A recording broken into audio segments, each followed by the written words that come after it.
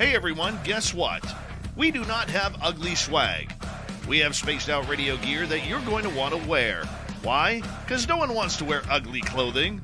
So head on over to spacedoutradio.com and go shopping today. You'll be glad you did. And it's a great way to support our show. Once you get your gear, send us a picture of you rocking out in your SOR swag. spacedoutradio.com, shop there today, and make yourself look good.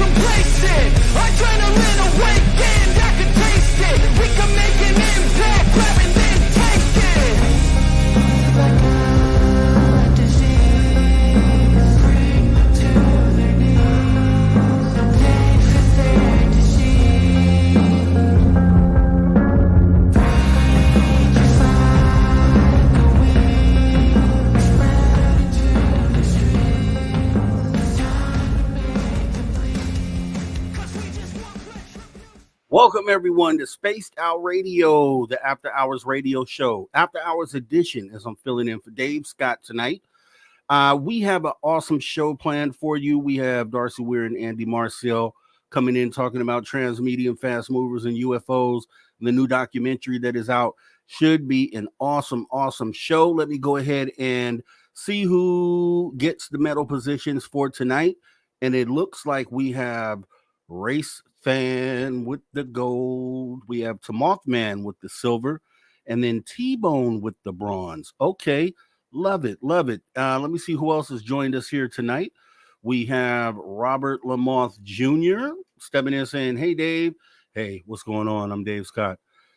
We have Brown Dwarf saying, "Good evening." Hey, Brown Dwarf, appreciate you showing on up. Awesome episode on the social dig yesterday, sir. We got Matt Carter saying, "Hey, everyone." We got Kitty Catty Whack. I was thinking about the name Kitty Catty Whack, and I was like, it sounds like a game you don't want to play with your kitty cat, right? Kitty Catty Whack. Let me know if I'm wrong. I don't know what to think about that. Kitty Catty Whack. Please clarify. We got Matt Carter again saying, pretty excited for this episode. I love Darcy's work. The last doc he did was outstanding. I agree. Awesome stuff. Yes, Race Fan is here for sure. We got Eternity Eternal saying, "Hi, Dave and SOR fans. What's going on, Eternity Eternal?" We got John Lamb here also. Let's see, who else do we have? Philip Mouchette Perry. Hey, we got Laura Lobbs. Hello. We have Flat Six. How you doing? Welcome to the show. Greetings. We have, who else do we have here? The Ferret is here. We have Melvin WD-40 getting us lubed on up. We got Thomas Rock in the building. We got Doug Shelby, the Doug Shelby, yes, of that fame. We have Michael Fontaine here. Who else do we have? We have Operation Shutdown, Deidre C. We got Corey, Lee the B, Miss Catherine Jones.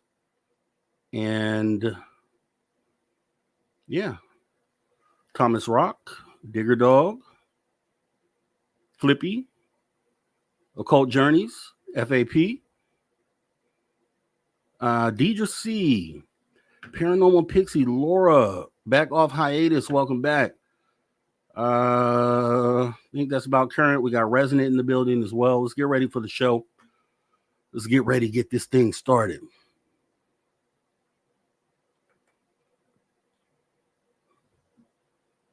Welcome to Spaced Out Radio podcast listeners. We are about to get ready with the radio side of this. Let's go.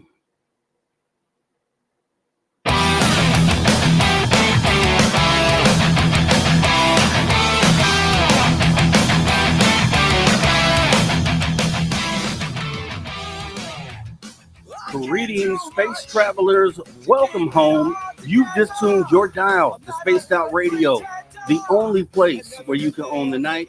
I'm your host, Mr. Rob G. And tonight we're broadcasting to you on our terrestrial affiliates across North America and digitally all around the world. Remember, you can access our archives for absolutely free at youtube.com/Spaced Out Radio. And while you're there, please consider hitting that subscribe button. Also, don't forget to follow us on X and Instagram at Spaced Out Radio, at Spaced Out Radio Show. Our website is spacedoutradio.com, where the options are endless. You could stay up to date with the SOR Newswire, get some official Spaced Out swag, plus rock out to that guy you're listening to, Mr. Bumblefoot. As we get ready to get into the show, we have an awesome show planned for you today. We have, let me go ahead and read the bona fides here. We have Darcy Weir and Andy Marcial, and they're coming in talking about these Transmedium Fastmovers. I'm so interested in that. We're going to delve into the world of that recently released documentary with our special guests tonight, Darcy Weir and Andy Marcial. And guess what? We're not going to waste any time tonight. We're going to go ahead and jump right into the show. So let me bring in our guests for the night. We have Darcy Weir and Andy Marcial. Both of these gentlemen here in the building today. Everyone's in their right place. We are looking good, sounding good, and ready to go. How you guys doing today? Good. Can hear you both just fine. Yes, it's a pleasure meeting you guys actually here. I was a fan of the previous documentary, the Fast Movers, with our good friend Jim Goodall was featured in that film as well. Pretty great. And it's awesome that you're focusing on USOs, because I think that's a subject that doesn't get touched as much, but I think it's very important. So let's start there.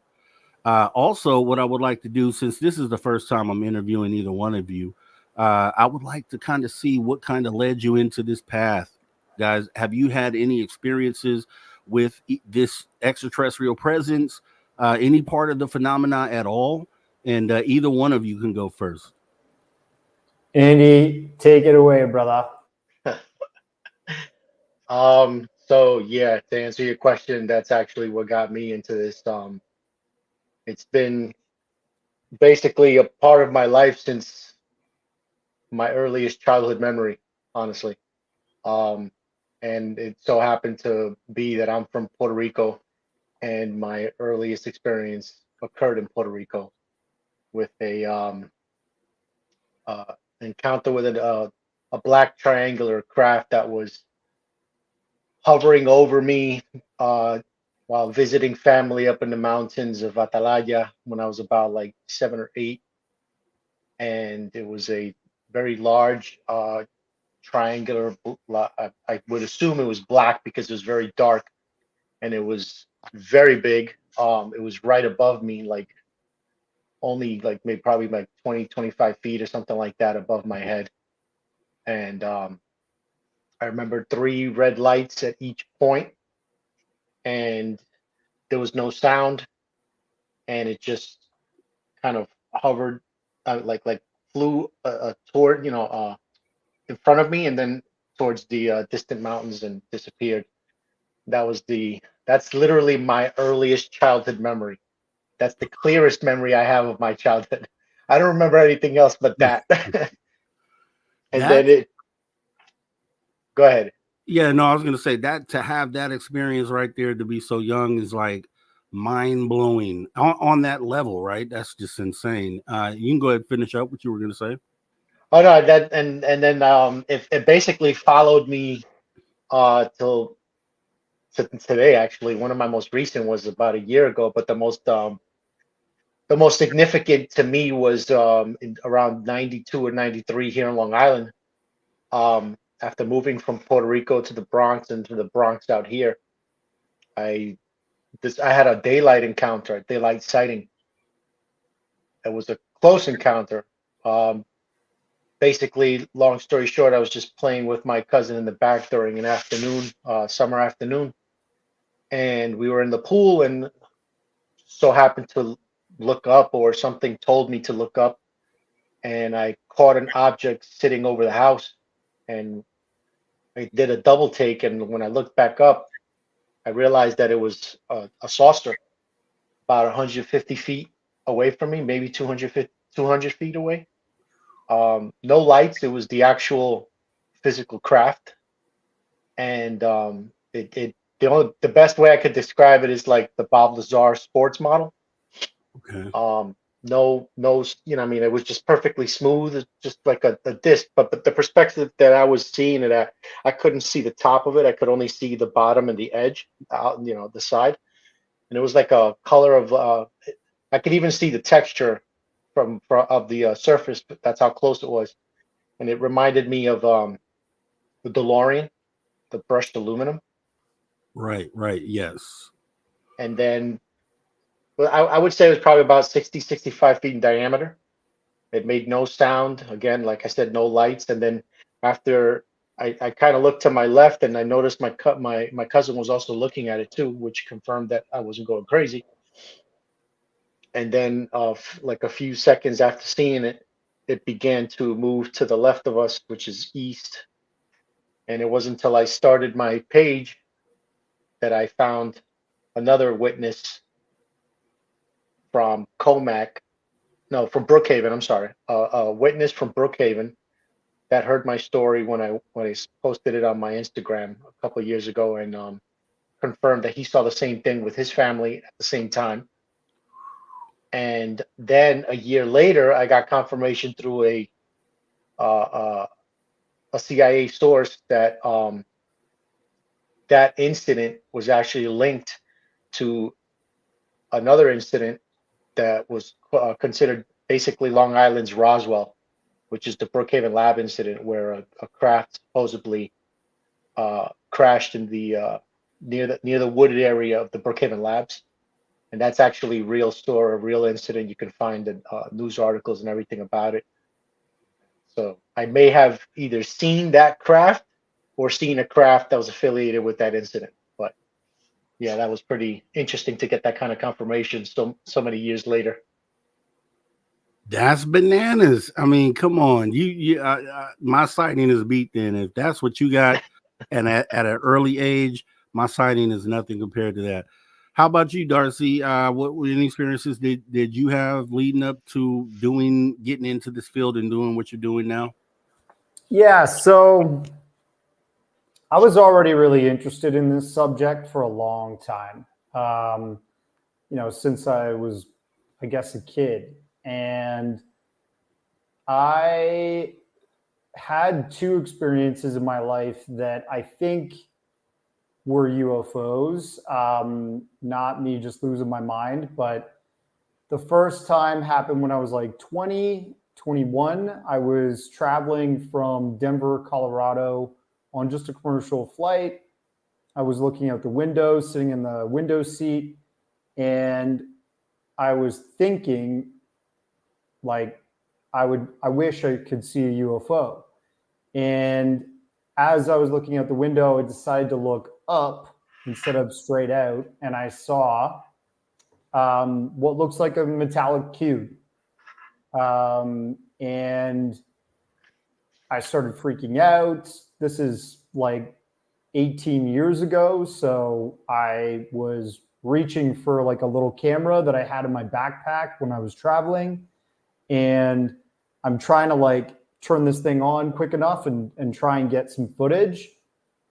And this cube just kind of like moved out of my view over the fuselage of the plane, and I lost sight of it. I thought I was losing my mind. I totally was like freaking out sitting there beside people on this plane, like wanting to say, did you just see that? But there's nothing to see. And the only other time I think I saw something, I was living in Australia. This is like years later. I was 28. And I was in this suburb called South Oakley. I was walking at night around 8 p.m. in the wintertime in that part of the hemisphere. And I looked up because something caught my eye in my periphery. It just looked like a white orb, like a dot in the sky in the midst of the black. And I was walking with my friend, Stephen Hockley, this British guy. And we watched this thing shoot down towards the horizon, do a zigzag, and then over the horizon within like 5 seconds. If it was like, shooting star, it would have caused a streak in the sky and gotten brighter as it went. But this thing just stayed the same brightness. It maneuvered strangely. And my British friend remarked, did you see that? And I was like, yeah. And we just kept going on our way to get pizza. I was actually living there for 2 years, and I was in the midst of recording a documentary, which I featured like a Westall 66 interview that I had done while I was there in my series Secret Space UFOs, which I interviewed Shane Ryan, who's like a really educated researcher on the Westall 66 and all Australian cases that have happened. That's awesome. Westall is one of my, and I've said this just last week, Westall and Aerial School would be two of the cases I would point anyone to if they just weren't sure that this thing was real. So with that being said, I mean, there's a contrast there, right? So Andy had the experience being young, still an impressionable mind. You're at 20 years old, Darcy. For you, 21, you're kind of finding out who you are. You're kind of establishing who you are. So how did that affect you? So probably the first 20 years of your life, you didn't have any confirmation, and then now here you are, an adult. You finally get a confirmation. What did you think in that first moment that you saw that UFO? Andy or me? You, Darcy. Yeah, as an adult. Yeah. So, like, thinking back now, I know this has happened to lots of different people. And I don't feel like, some kind of strange rogue in society. But back then, I didn't want to talk about this stuff openly as much. I was still interested, and I was like privately doing my research and working on these documentary ideas. But I wasn't appearing on, stuff like this and talking about it openly. I thought I was crazy. And, actually one of the first radio shows I ever appeared on, which was just audio, I wasn't like on a camera, was Dave Scott's Spaced Out Radio. And I talked about Bigfoot back in the day. So that would have been back in 2016. And, I've been friends with Dave for a while. He's a fellow Canadian.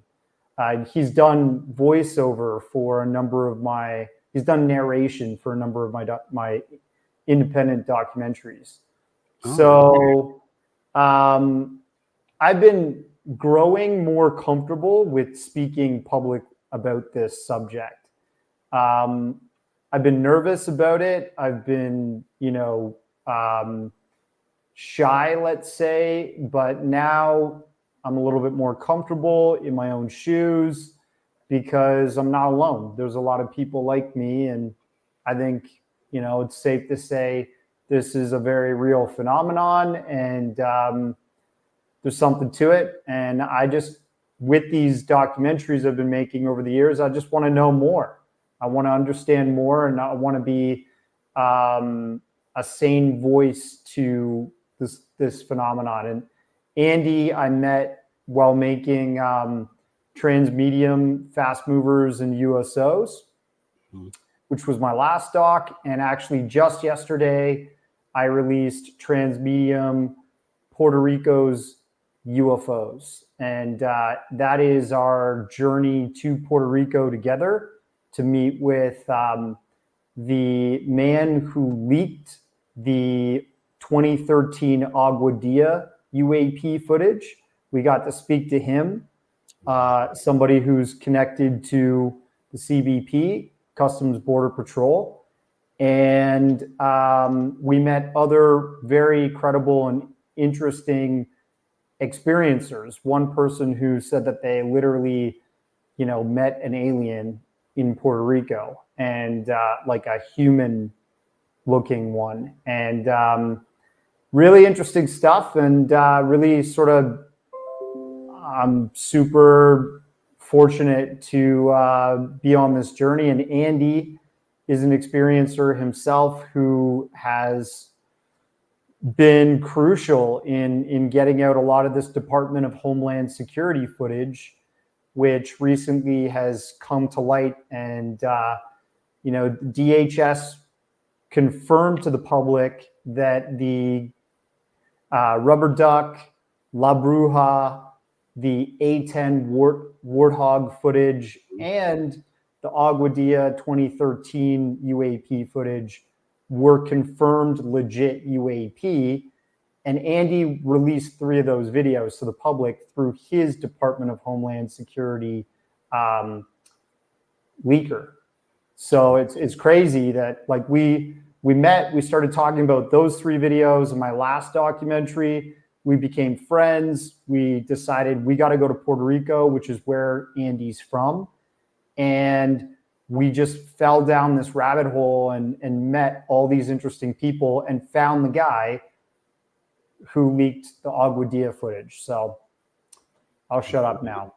No, that's awesome. And I was going to, so with that being said, Andy, those videos are huge. I put those up there with some of the best videos that we have. The Agua Dia is just insane because you see this thing dip into the water without breaking stride, pop back out, split into 2, do all of these anomalous things that if you're watching this and you understand that there's nothing else that we have that can do what we're seeing on that film. What type of hurdles did you have to get through in order to get all this stuff out? Because I know there had to be hurdles. You're dealing with government. There had to be hurdles. Well, believe it or not, it was actually not that difficult to get him to send me those videos because it's Department of Homeland Security and Border Patrol.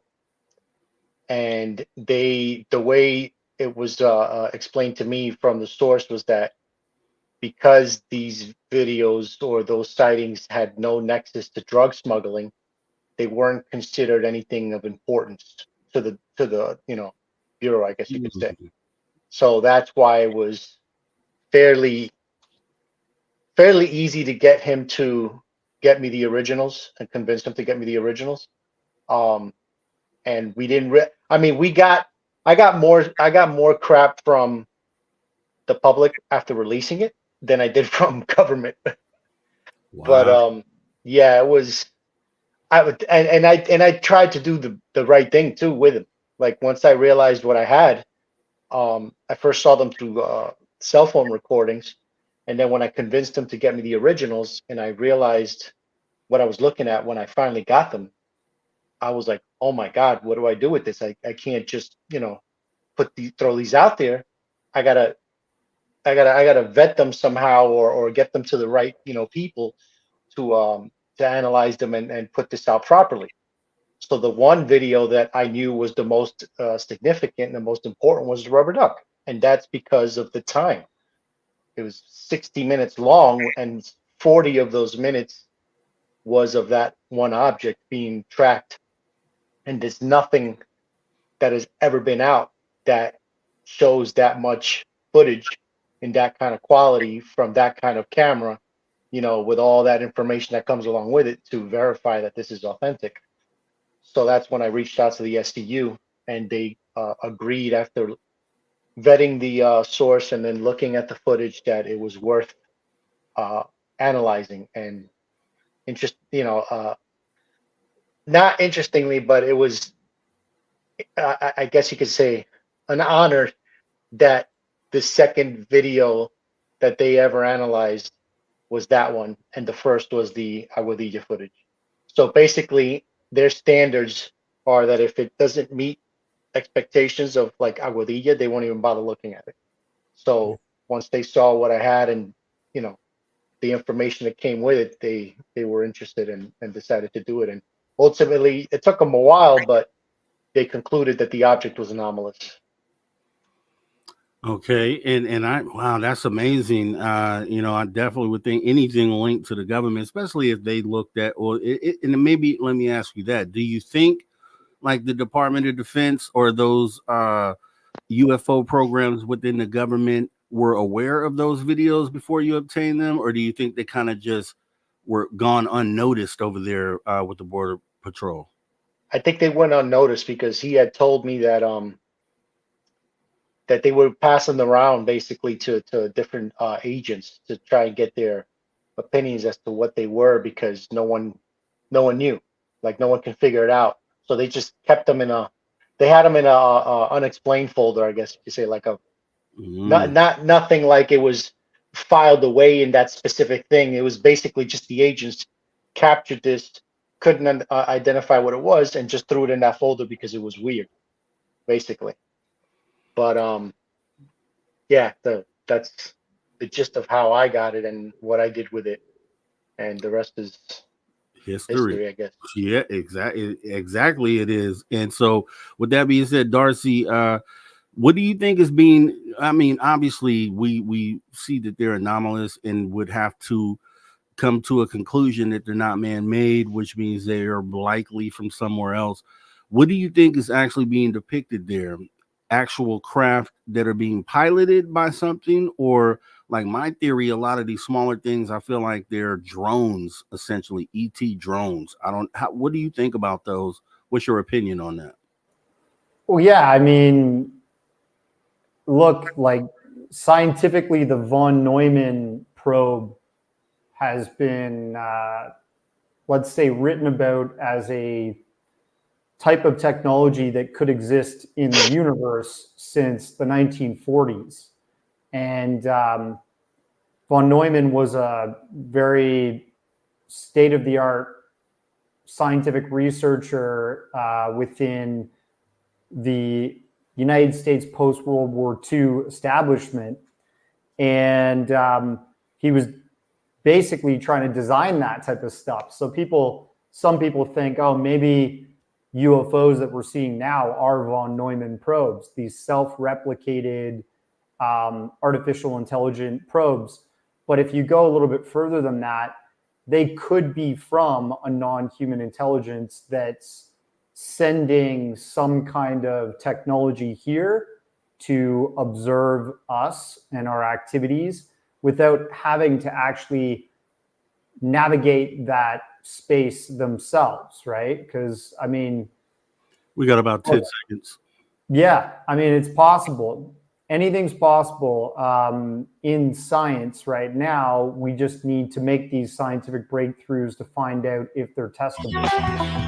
That's right. We're going to get into more of this with Darcy Weir and Andy Marcial. Transmedium Fastmovers USOs. They're in our water. What are they? We're talking that and more as we come back right here on Spaced Out Radio. You guys don't go anywhere. We will be right back.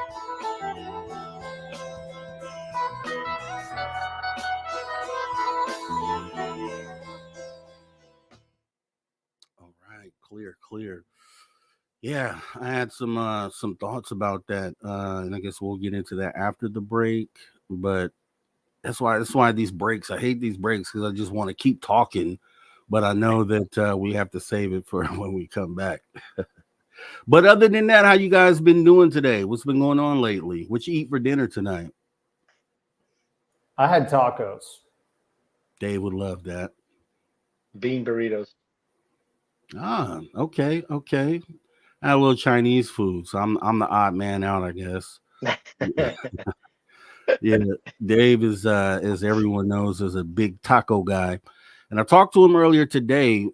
He's coming from some town out there in Canada where it was only one lane road for hours all the way back to his house, and I guess he ended up being pretty tired today. But rumor has it he might be filling in for Tim with the UFO report in hour 3. So I don't know. I guess we'll see. Ooh, he's gonna recover. Nice. Spicy. Little guest appearance on his show, eh? On his own show, right? That's increíble. That's the caveat. So I'm the weekend guy. I do the Saturdays and Sundays. So this is his show. Obviously, I'm filling in, and we're gonna have him as a guest on his own show. That's just mind blowing. Nice. I'm just checking out some of the comments here. We got all kinds of interesting people out here tonight. Yeah, it's cool that we got to jump on with you tonight. Definitely, like the latest film just came out, which is all about our trip to Puerto Rico and what we found there so far. So yeah, man, it's great to. I hope people check it out and enjoy the show. Yeah, it's on Apple TV, guys. I know that it's at least there. Is it in other places as well? Yeah, I think it's on like Google Play and a bunch of other streaming platforms. I'm waiting for it to go live on Amazon Prime. Nice. You do good work too, man. You do really good work. So, I've definitely been checking out your stuff for some years now. And Thanks, man. Yeah, for sure. And there's a few people in this field in the documentary part of this that I give those accolades to. You're one of them. James Fox is another. The people who really care about the work that they're doing, because it comes out and it shows in the end product. So yeah, you're definitely doing great work. This Fast Movers though, I was watching part 1, which you can also watch the part 1 on Tubi, guys. Yeah, it's free on Tubi.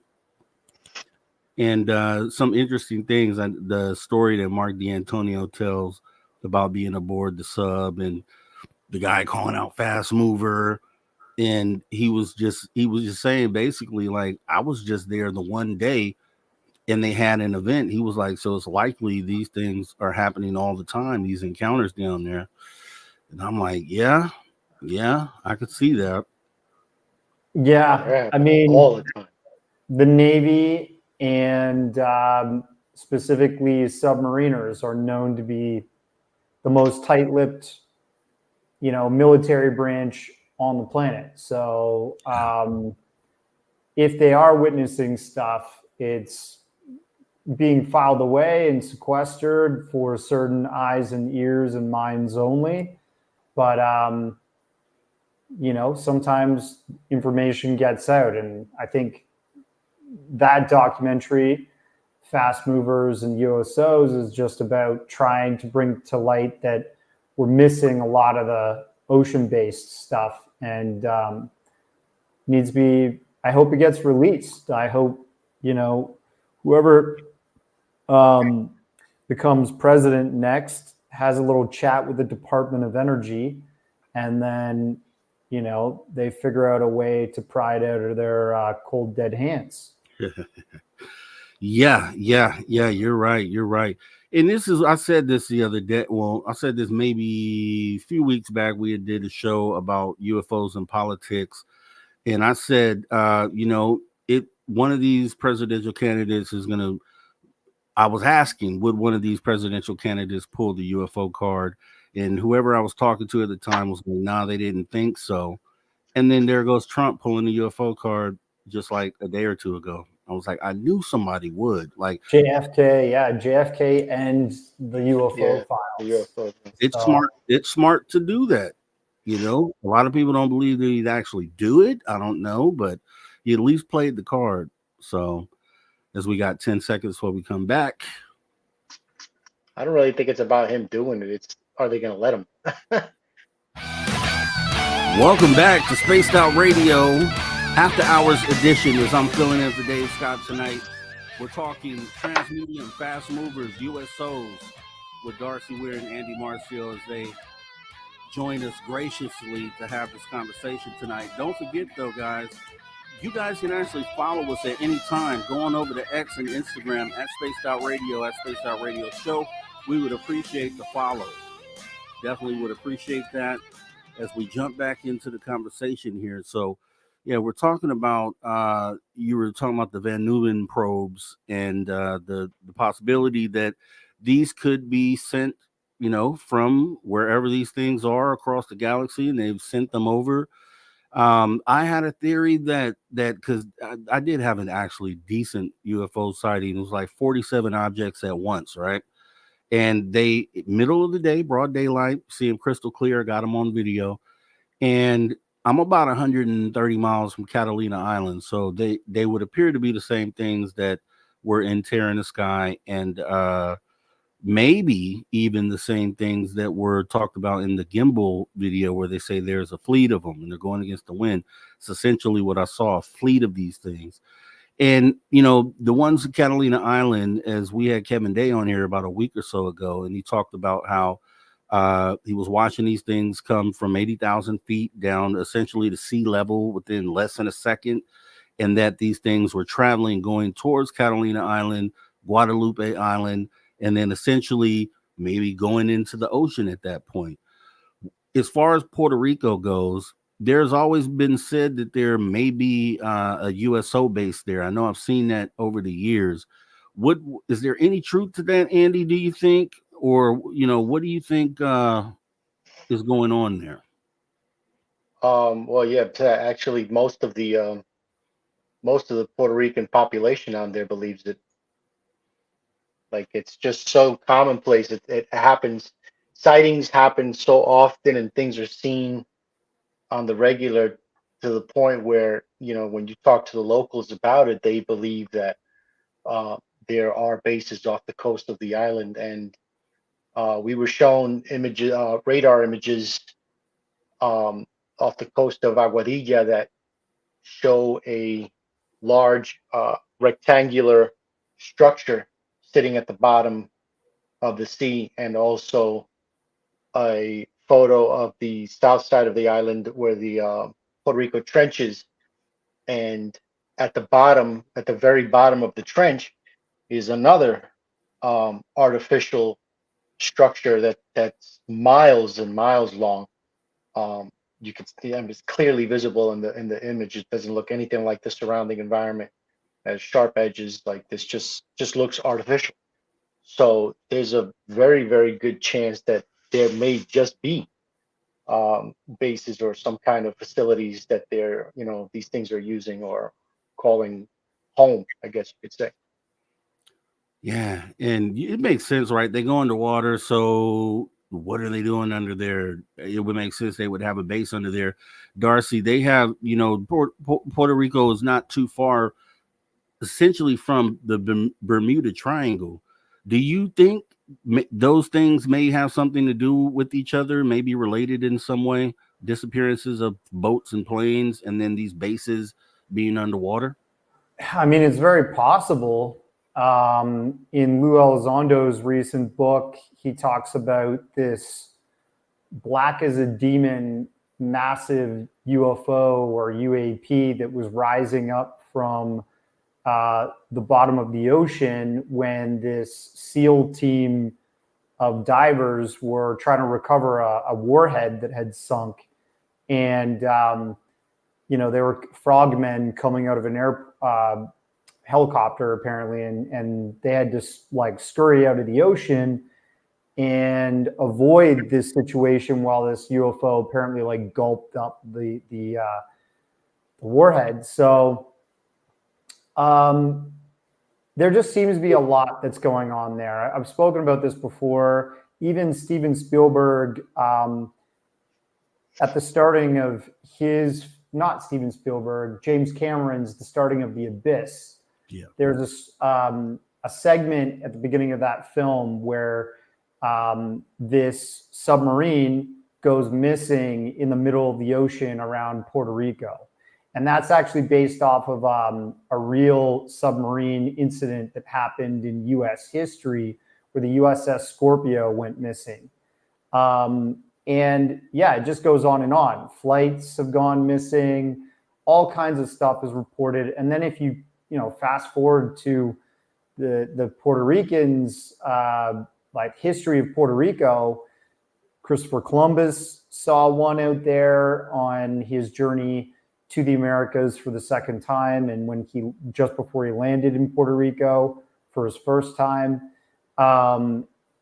Then Puerto Ricans themselves are seeing objects go in and out of the ocean for a long time now. It's just part of their culture almost to accept that there's something anomalous about the ocean.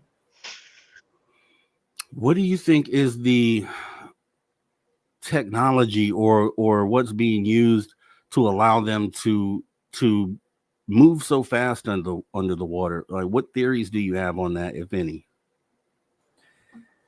I mean, I guess we touch on that a bit in the first documentary with Mark D'Antonio. He says, it's plausible that we're kind of on the brink of figuring out that science, or like discovering the gateway to that science, that travel method scientifically just now with the Kaluza-Klein particle theory. And that's basically creating like a miniature wormhole and going through that and appearing in a different area, whether that's in the sky or the ocean. And when he explains this theory, he just kind of says that, when our radar detects the object go from this place to another, and, our minds, we're always watching things travel in a linear way in time and space. Our radar operators or our, telemetry experts or whatever are saying, hey, that must have traveled in a straight line there, and it's traveling at thousands of miles per hour. But in reality, they're just opening some kind of like wormhole or gateway to jump through space to that other location instantaneously. And we're just filling that gap with what we think is happening there, right? That could be a possibility. Maybe they are traveling really fast because they are creating some kind of like bubble around them and their craft that negates time and space the way that we know it. And when they're inside that bubble, they can travel through time really fast and, in a linear fashion, and then, show up in our visual space when they kind of shut down that bubble, if that makes sense. Yeah, definitely. What do you think about that, Andy? Anything to add? Actually, I always, even before I heard of those scientific theories as to how they move, I used to sit down and try to basically like use some logic and common sense as to how they would possibly be able to do something like that. And I always theorized, like Darcy was saying, was the bubble. And when you think of it, you think about it, if you can create a field around, for example, your car, and you put this kind of technology in it, you would basically be able to just drive right into the ocean, because you're warping that reality over your bubble. So you're not technically hitting any, or you're not gonna be faced with any of the physics that we have to deal with in this reality, because you're warping that reality. You understand? So you're basically, in a sense, breaking the law. So that's the way I look at it. But I also do believe that they have multiple means of travel, because if you remember, back in the day, the Gulf Breeze footage of that object, that orb that was seen, I believe it was Gulf Breeze, where the guy, I think it was in the 90s, had seen that orb and he caught it on film. And when they slowed it down, you could see that it was in one spot. And when it disappeared, slowed down, you could see that it actually like elongated and shot off. So it didn't just jump into a wormhole. It actually really did shoot off at ridiculous speeds. So they might just have, I mean, and if you want to get crazier, if there's multiple species, then they might have multiple means of travel. They could have different types of technology. One might be able to traverse time and space in that manner, while another might be able to do it in a completely different manner. So we might not just be seeing one thing, we might be seeing two or maybe three or other types of beings that are basically using their own technology to do these things. So it looks different to us and just confuses us. Yeah, and I thought about that too. And the logic thing is something I always say. I think, a lot of things we're trying to think through and figure out can be dealt with logic. I think that sense was given to us to kind of answer questions. And the bubble theory does make sense too, because I'm just thinking, okay, maybe they have, so maybe there's one of the particles in water, maybe, or even the salt, maybe, or I don't know. They're able to repel that from the ship, so that creates the bubble, or even like when you put a bucket in the water upside down and it traps air in there and you're able to kind of go in there and breathe air, like just something along those lines. I kick around a lot of ideas, but I have to ask you this, Andy. I know since you were a researcher, and I'm sure you've heard of like the Lake Baikal, where those divers went in and said they came across some sort of aquatic species underwater under the ice. Do you think, because I've thought this too, maybe like are some of these extraterrestrials aquatic creatures, which is why they choose to go in the water and maybe feel more comfortable being down there as long as they are? Like, have that ever crossed your mind, or have you seen anything that makes you feel that way? It could. Maybe there's some species that prefer specific environments or specific temperatures of this planet. So maybe you have species that like the temperature on the equator and the way it is there, and you see them in the Caribbeans or down in South America. And you have some that may like, or like you just said, are aquatic and prefer to, be down in the water. It's very possible. I think, if I'm not mistaken, who was it? I believe it was Corso that had mentioned something about that in regards to a being that he supposedly said he spoke to when he was in Area 51, that he had a conversation with. That being specifically liked it hot, that they had to raise the temperature in the room where it was at because that was its preferred conditions. So it's possible. When you think about it, again, if you're thinking of multiple species, then multiple species are going to have different they're going to prefer different environments or different climates based off of where they come from. Maybe that's why they like Puerto Rico. Well, that's what I'm saying. Maybe they prefer that environment, and it's convenient for them in the middle of the ocean to have those two bases next to this one little massive land that's nowhere near anything else, and they could basically just come and go as they please and do what they want without any real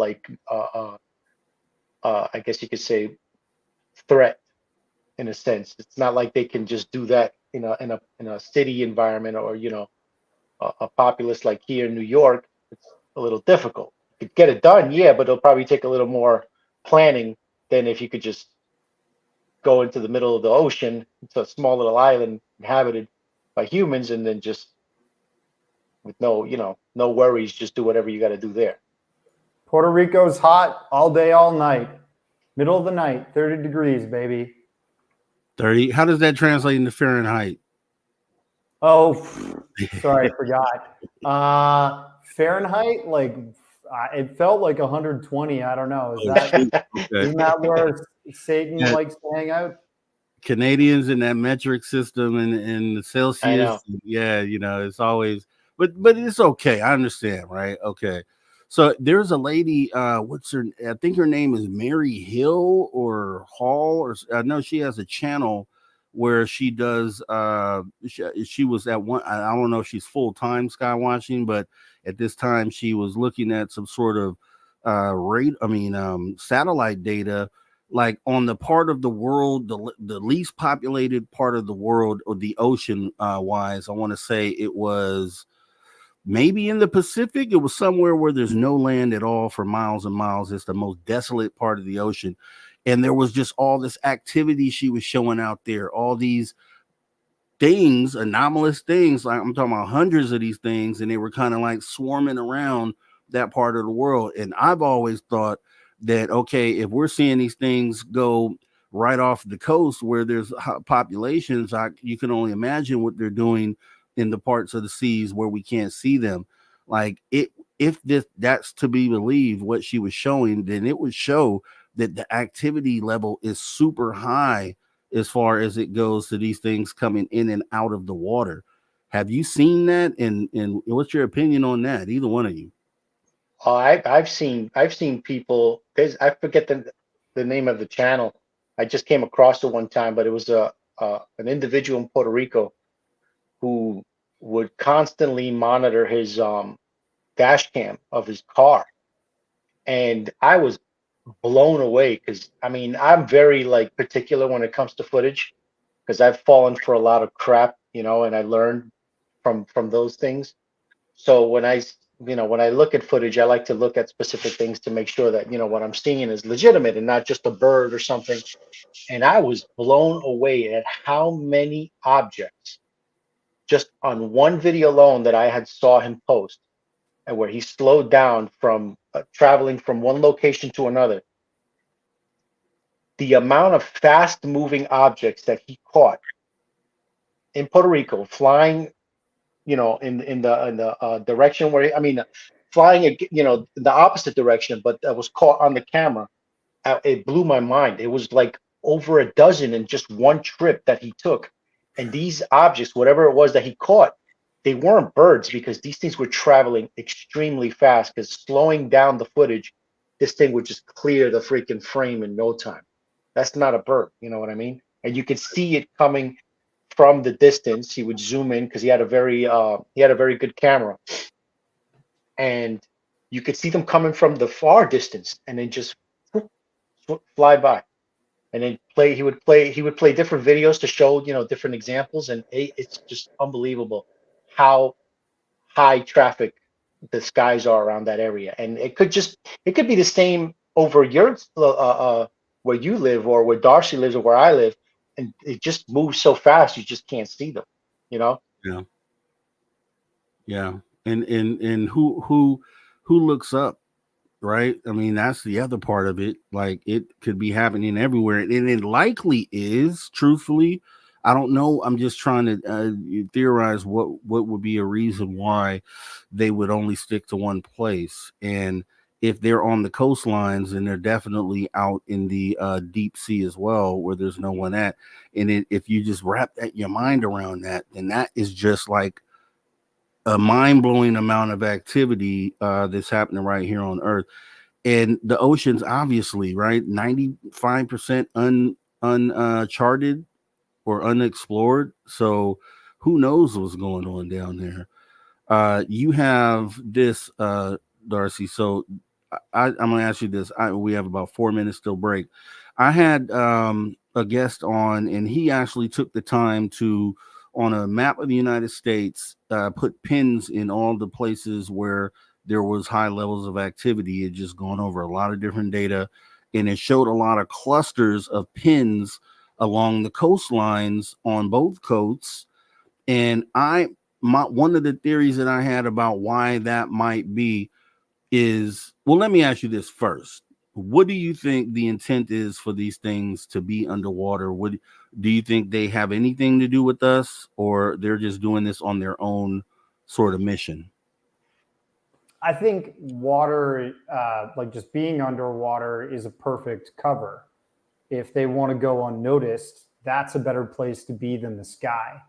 Because, I mean, we can penetrate water with radar, but The only folks that are really going to be wary to their presence are the navies, the defense and intelligence groups. The civilians like us are not going to be able to see or locate these visitors as often if they're in the ocean. I think the ocean, obviously, the planet is 71% covered, in water, and where better to, stay out of sight and out of sound than in the ocean. So I think that's a good reason. I do think there could be a possibility for bases under the ocean. Even Britain, the United Kingdom, was designing plans to build naval bases back in the 1960s in the ocean. And I know this because I interviewed Richard Sauder, who wrote like 4 books about deep underground military bases back in the day. He doesn't talk that much publicly now, but I interviewed him for a documentary I did about Phil Schneider called The Underground some time ago.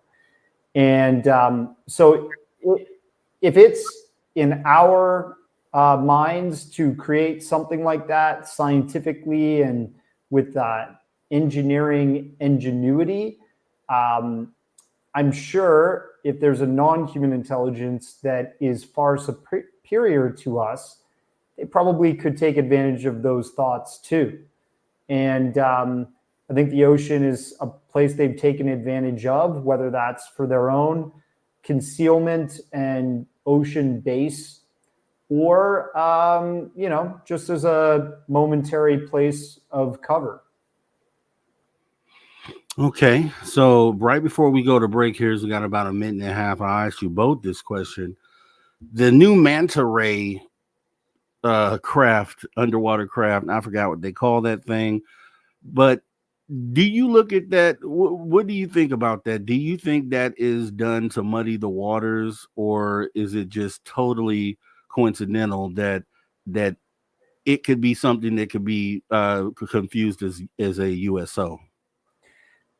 The manta ray that got released recently by human intelligence, that is like civilian intelligence, that were scanning through satellite photos, and they saw it parked in like a marina somewhere in the world, right? That craft, since that's been sort of released, a lot of people have released the details of what its actual capabilities are. And when you compare those specs to people discussing an object going through the ocean around a submarine, Navy submariners witnessing this, and they're going 600 knots or 300 knots plus, we don't have any craft that can do that. And that's just simply because of the friction of, this liquid environment that the ocean is. It would cause objects to break apart. It's much more dangerous to go really fast in the ocean because water is non-compressible than the air. The gaseous environment is dangerous, but you have to go like Mach, 7 or something until certain titanium crafts start to burn up and break apart. Okay, and we'll get Andy's answer right after the break. That means you guys have to stay tuned and come back right here, because we're talking Transmedium Fastmovers USOs under the water. Conversations that move the needle. You're listening to After Hours with Mr. Rob G on the only place where you can own the night. Spaced Out Radio. Spaced Out Radio. You've tuned your dial to the right frequency.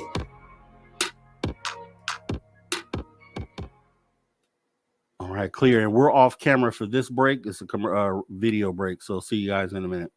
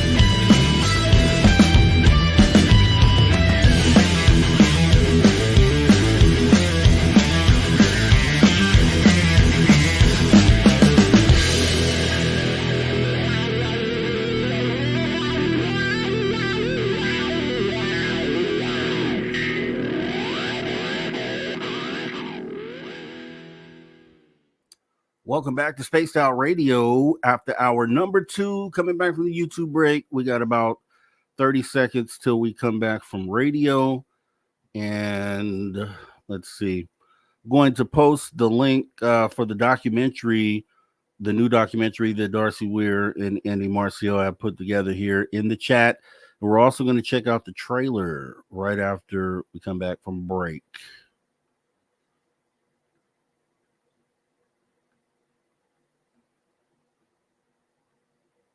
Cool. So what part you're in California? Yep, Southern.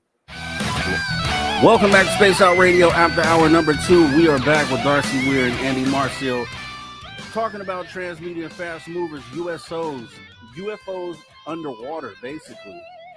They could be everywhere. Likely they are. We're going to go ahead and take a look at that. But space travelers, you guys are already traveling space. We're on this rock traveling space. Consider taking the next step, becoming a member of the Space Travelers Club. You can do that on our Patreon for $5 a month.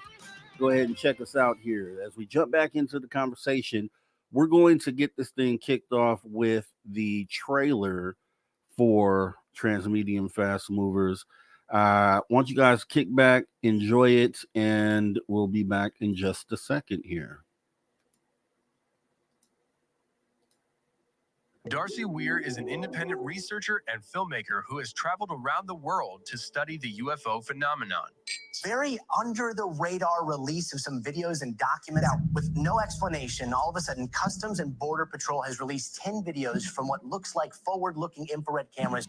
Muchos vecinos de las áreas cercanas al lugar. Andy and I, becoming friends, decided to embark on a journey to find the individual responsible for leaking this video to the public. And our journey into the UFO mysteries of Puerto Rico's history began. This source 9 said that he would be willing to talk to you about the incident with the Transmedium UFO tonight. Antes que comience, que realmente que sabe. And just like that, the footage you see here started being recorded because the CBP FLIR camera operator saw something flying in the airspace over Rafael Hernandez Airport in the middle of the ocean on October 11th at approximately 10 p.m. Columbus stated he and Pedro Gutierrez, while on the deck of the Santa Maria, observed a light glimmering at a great distance. It vanished and reappeared several times during the night. How long has the UFO phenomena been present around Puerto Rico? They actually changed the procedure for reporting right after, the access procedure, I guess. Yeah, after that, they changed all the procedures. This object is reminiscent of an orb that I saw while testing a similar FLIR model out back after repair in December 2016. I couldn't quite determine the size of the object because there was nothing relative to compare it to.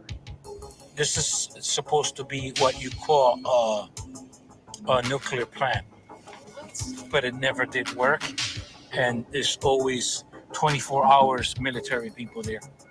Did it melt down? No. Wait. Hold on. That's a nuclear? No, it was going to be. It never turned out. It never turned out, no. But why would there still be? That's a triangle.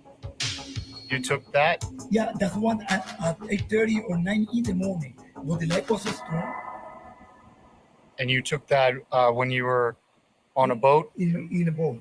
When we're coming from almost 10 minutes from here, I saw something that crossed from one side of the road to the other, but was so fast that I can't see what it was. When I put the highlight, looked like something, a monkey, something biological. Yeah, something cross. When I put.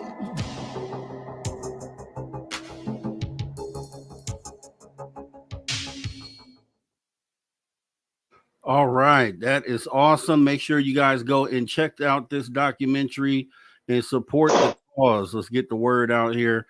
Let me get this back up here on the screen. And that is some awesome stuff, man. And that's spine chilling as well. Wanted to talk about the part where you mentioned Christopher Columbus seeing, and I'm familiar with this. I think he even described it as like a candlelight or something along those lines.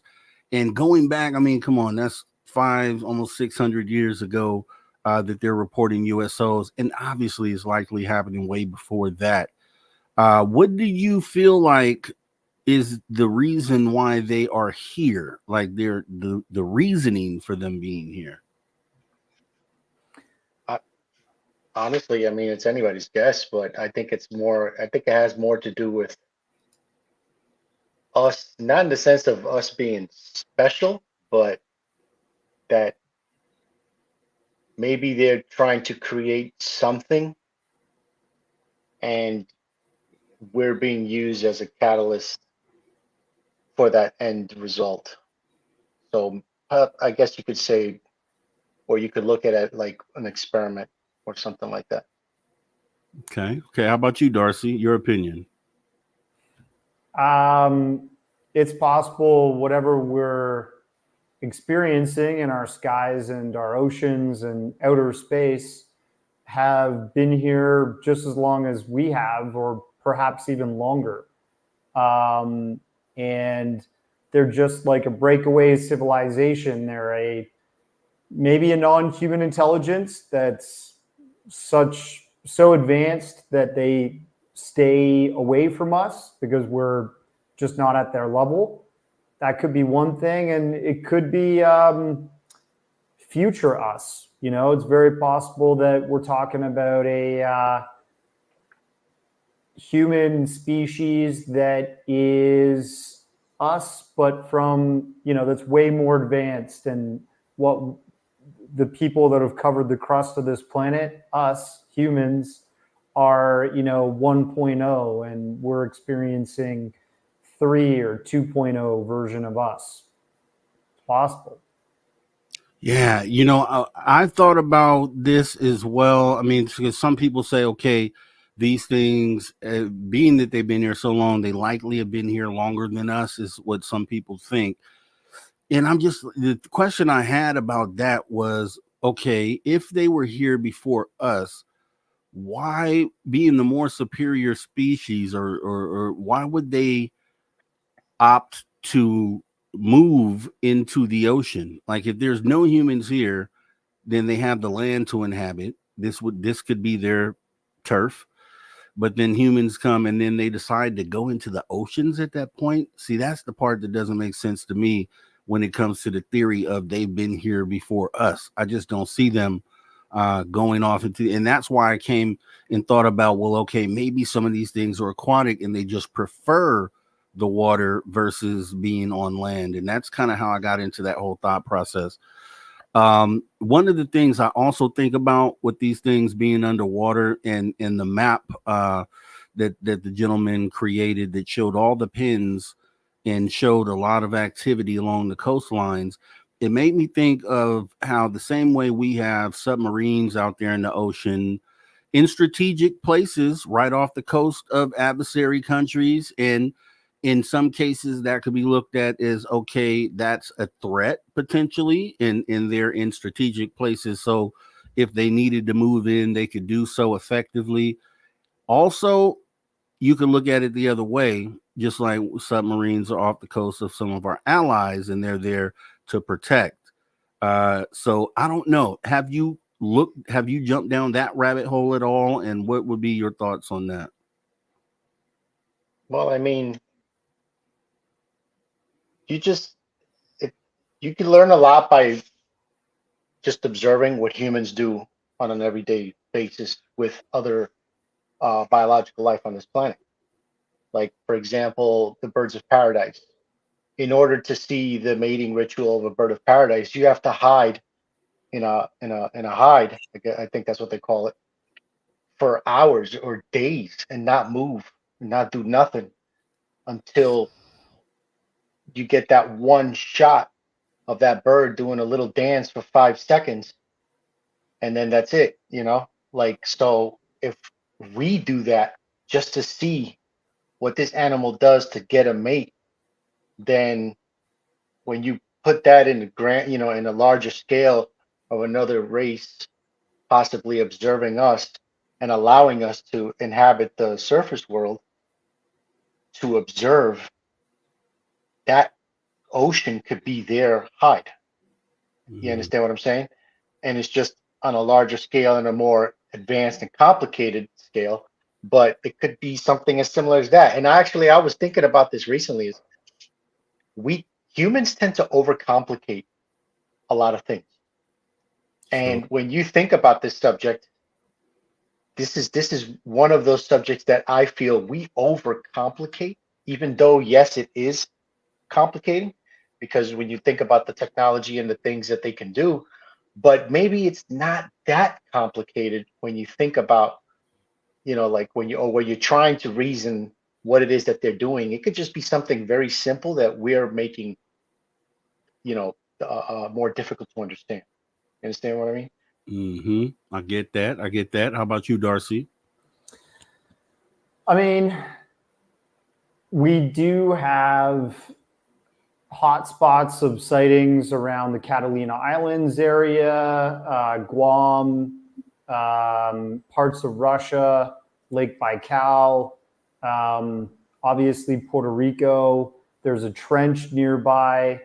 You know, Point Doom is a really interesting spot off the coast of Malibu.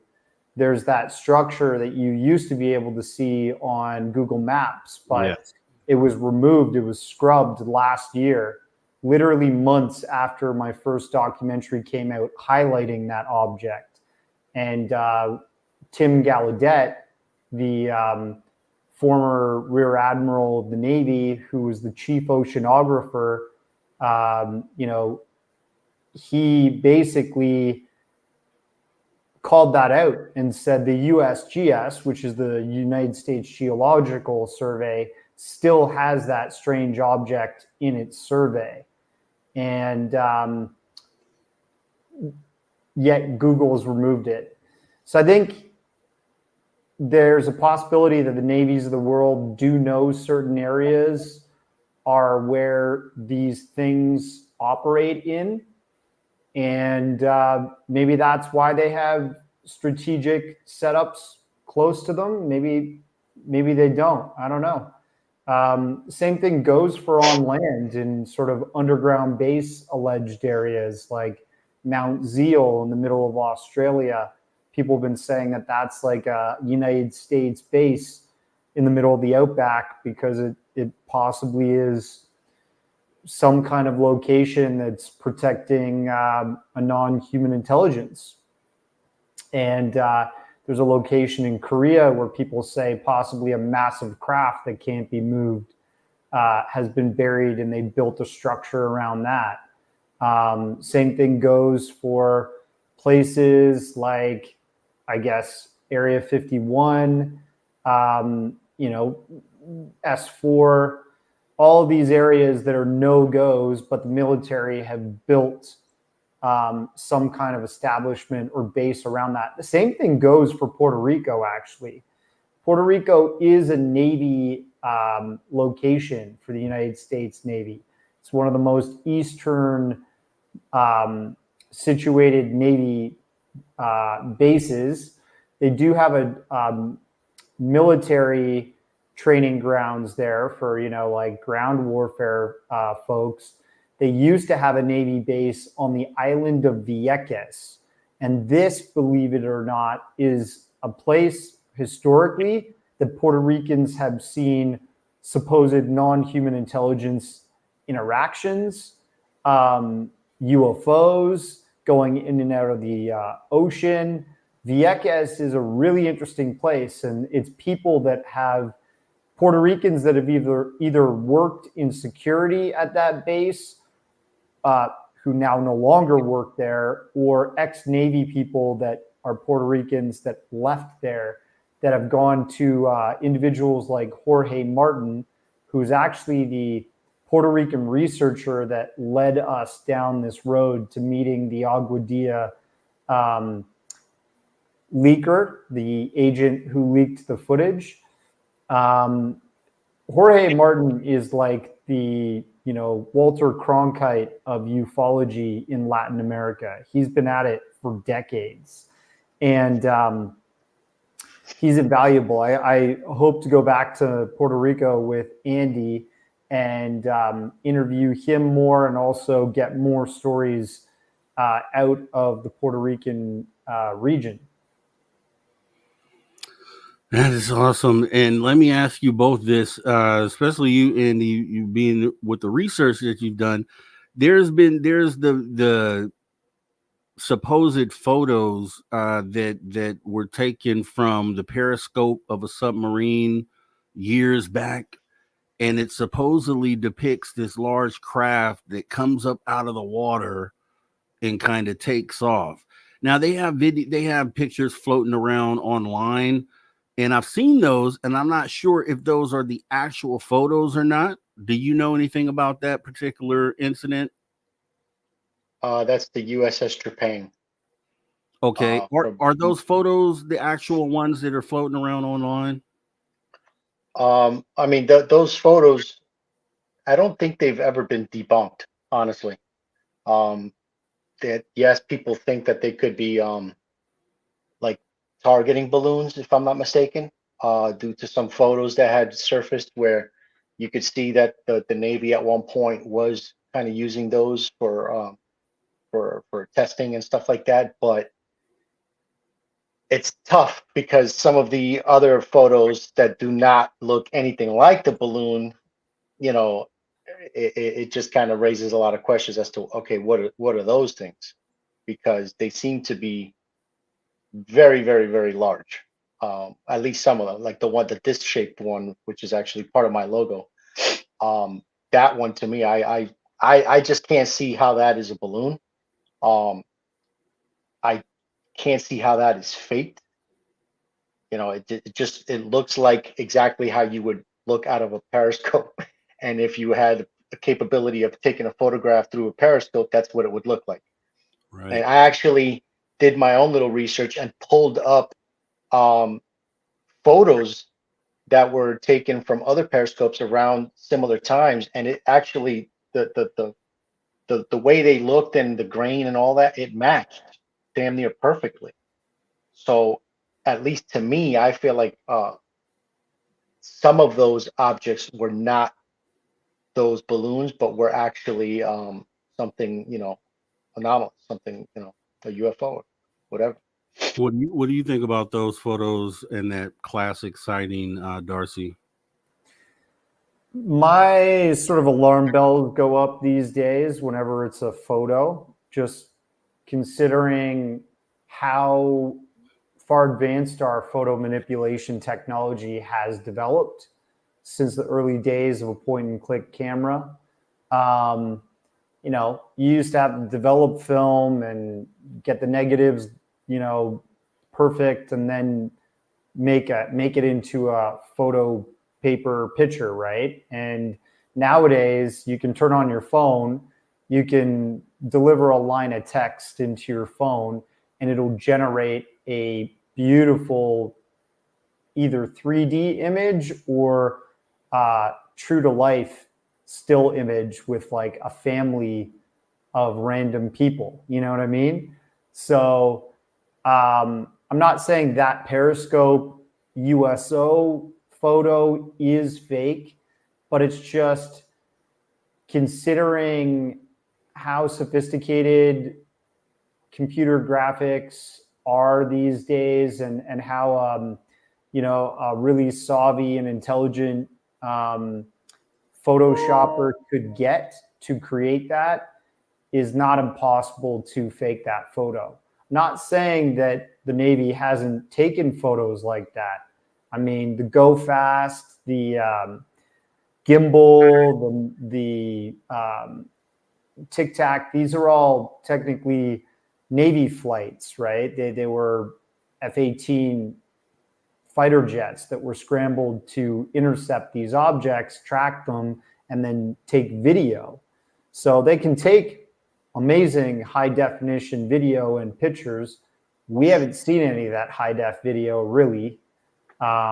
It's probably sitting with, you know, a mountain of data that's secret and never going to be released to the public if it's the DOD's, if they have their way.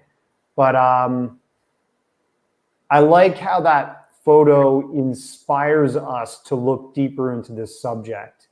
And any really powerful photo like that should inspire us to at least find out if it's a real photo or not. I'm actually kind of glad you mentioned that, because it kind of, well, first of all, just so you know, that photo I think was released in 2017, and AI wasn't anywhere near as good as it is now at that time. But yes, technology could have finagled something to make it look real, but it raises a bigger concern in that even if we get something that's authentic, we're going to question it because of our advances in technology. You know, if a video comes out that shows something legitimate, no one's going to believe it because AI is so advanced now that they're just going to be like, oh no, it's fake. So no matter what, the only thing that's going to be able to actually be something that is totally convincing is if it's some mass sighting where it's actually happening at the moment, where everybody is, you know, filming or recording and the news is there, and something on that scale, I think is going to be the only way that anybody's actually going to be convinced that they're looking at something anomalous. And even then, you're going to get people that are going to try to dismiss what it is that they're seeing, because at least from my perspective, from what I've seen, you're just not going to get everybody convinced, no matter how much evidence you put forth. You're going to have a lot of the population who are going to be basically they're not going to admit it, but afraid of that reality. So they will legitimately push it to the side and keep on denying it just to stay in their little bubble, because a lot of people just can't accept this kind of thing, you know, especially when they're raised in a religious environment.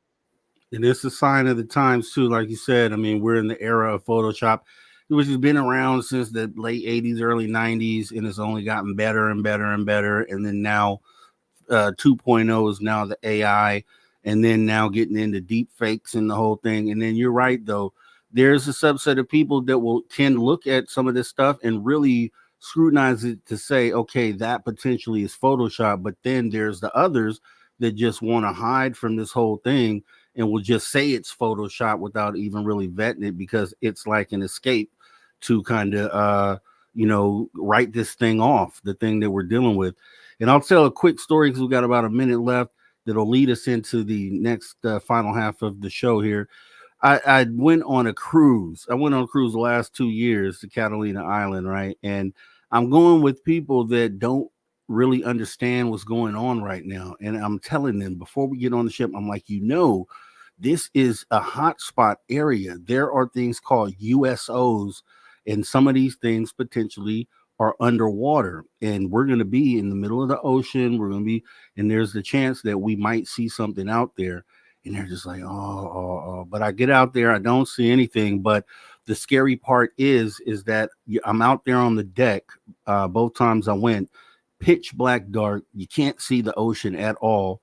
And it reminded me of a story that I saw, that I saw. And the gentleman was a fisherman. I think he was in the Pacific near Catalina Island, and it was dark as well. And then he talks about all of a sudden this luminous light shines up from under the water and kind of just blinds him.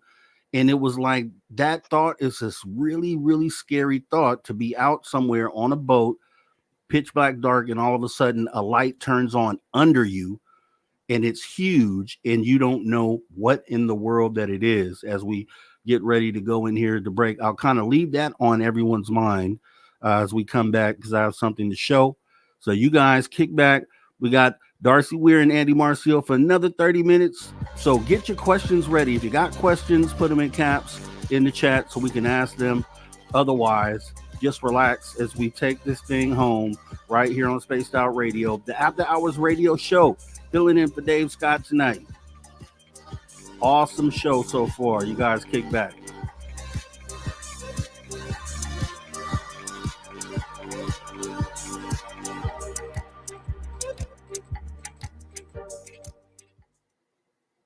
All right. Yeah. But that, I know when I saw that sighting on TV, I was like, wow, just imagine, because a fishing boat isn't too big.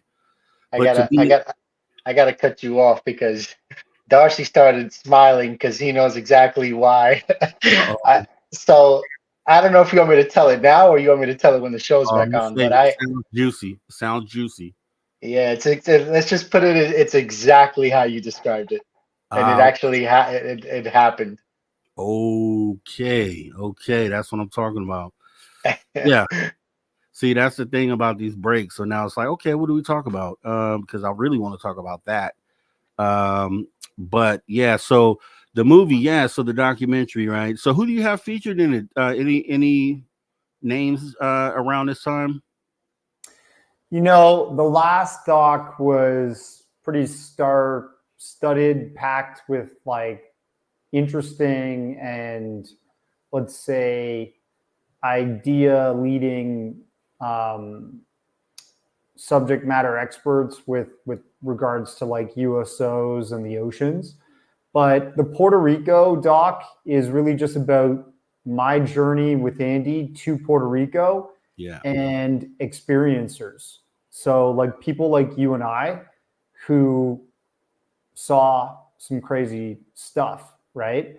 And I think it's still very interesting, even though it doesn't have like Don Richard Dolan and Captain Tim Gallaudet of the Great High Seas.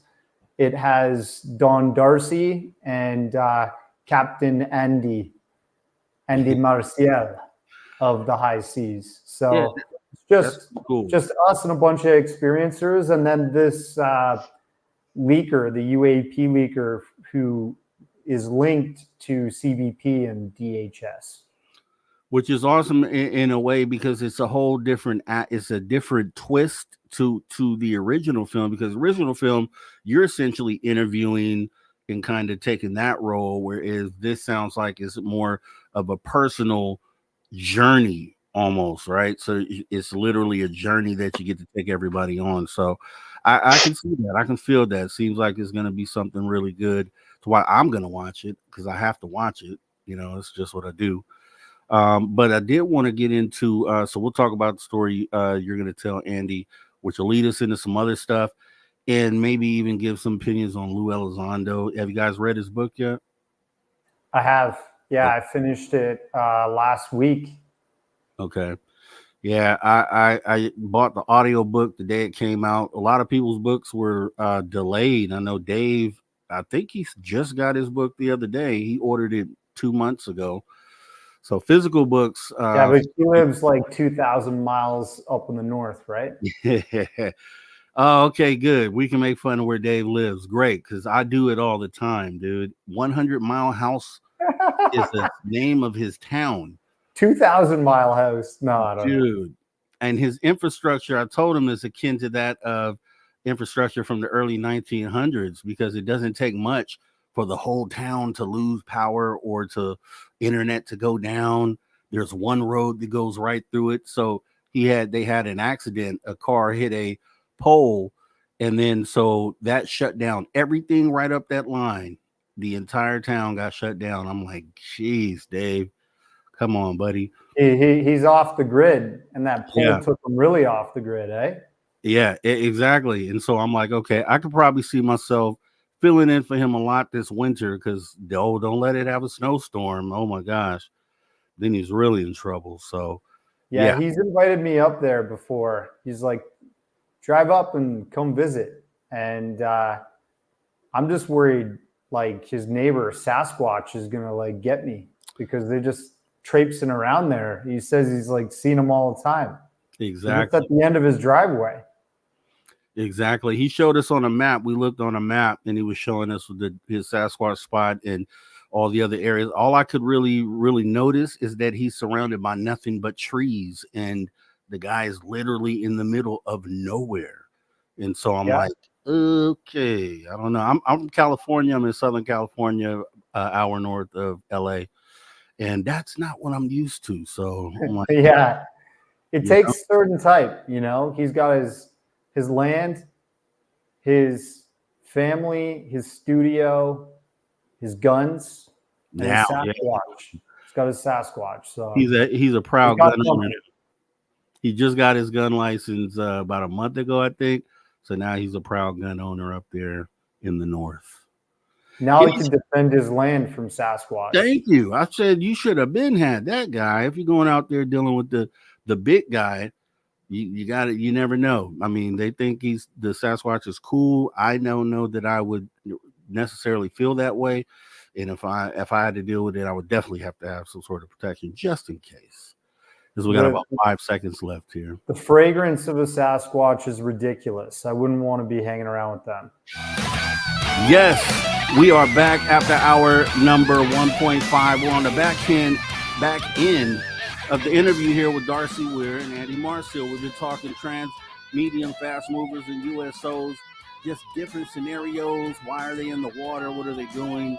We're going to find out. We're going to go into some more stories here. Remember, though, you can access anything that you missed tonight on youtube.com/@SpacedOutRadio. Jump in the archives. It's awesome. So going back into it, Andy, at the break, I was telling you a story about this guy I saw in a documentary who was on a fishing boat. He's telling the story. It was the middle of the night, and if you don't have any moonlight off the water, it's pitch black dark. And he said all of a sudden, this light turned on, super bright light from underneath the boat, and kind of was so bright that it was blinding. It was larger than the area of the boat. And he said he was scared to his core. And then all of a sudden, the light just went away. You said you had something to tag on to that, and definitely want to hear it. What do you got? So I live in a town, a barrio called Espinal in Aguada, which is right there. We're literally not even a mile away from the beach. So it's basically a small fishing community. And we're close to where Christopher Columbus had discovered supposedly land and discovered Puerto Rico. That's also where a lot of these sightings that have been reported, have occurred in those same waters. So I laugh, I was smiling when you mentioned that story, because my father one time, he's not a big believer, but he came to me one time and told me that one of his friends, because I used to live out there, and he said one of his friends had came into we had a panaderia, which is like a grocery store, and he looked kind of pale, like something was wrong with him. So he went to him and asked him, is everything okay? So basically he said that something had happened to him and his son the night before. So basically, I don't know if you've ever been to Puerto Rico or places like that, but when you're just standing at the shore and you look out, it's exactly how you said it. It is pitch black. You don't see anything, nothing. Like, it's just black. So they go out night fishing. So on this night, him and his son had gone out, and they're by themselves. There's no one else out. There's just them two in the middle of the water, black, and just their torches or whatever they have on the boat, wooden boat with a single motor engine. And what he told my father was that as they were out there fishing, the boat lit up from beneath, and a massive light just lit up underneath the boat, and that it was larger than the boat, and it moved to the side of the boat and exited the water and went directly above them and was hovering over them. And he mentioned how they could feel the water falling down on them, and basically scared the living crap out of them, and they hauled ass back to shore as fast as they could. And this was literally right off the coast of where we live. So that was That's why I was laughing when you said that story, because it literally happened to my father's friend.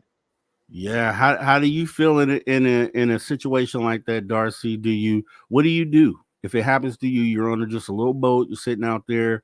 Light shines from right up under you. What do you do? What does Darcy do? Well, you don't worry about how wet your pants are because you've already wet them before you decide to jump out, right? Exactly.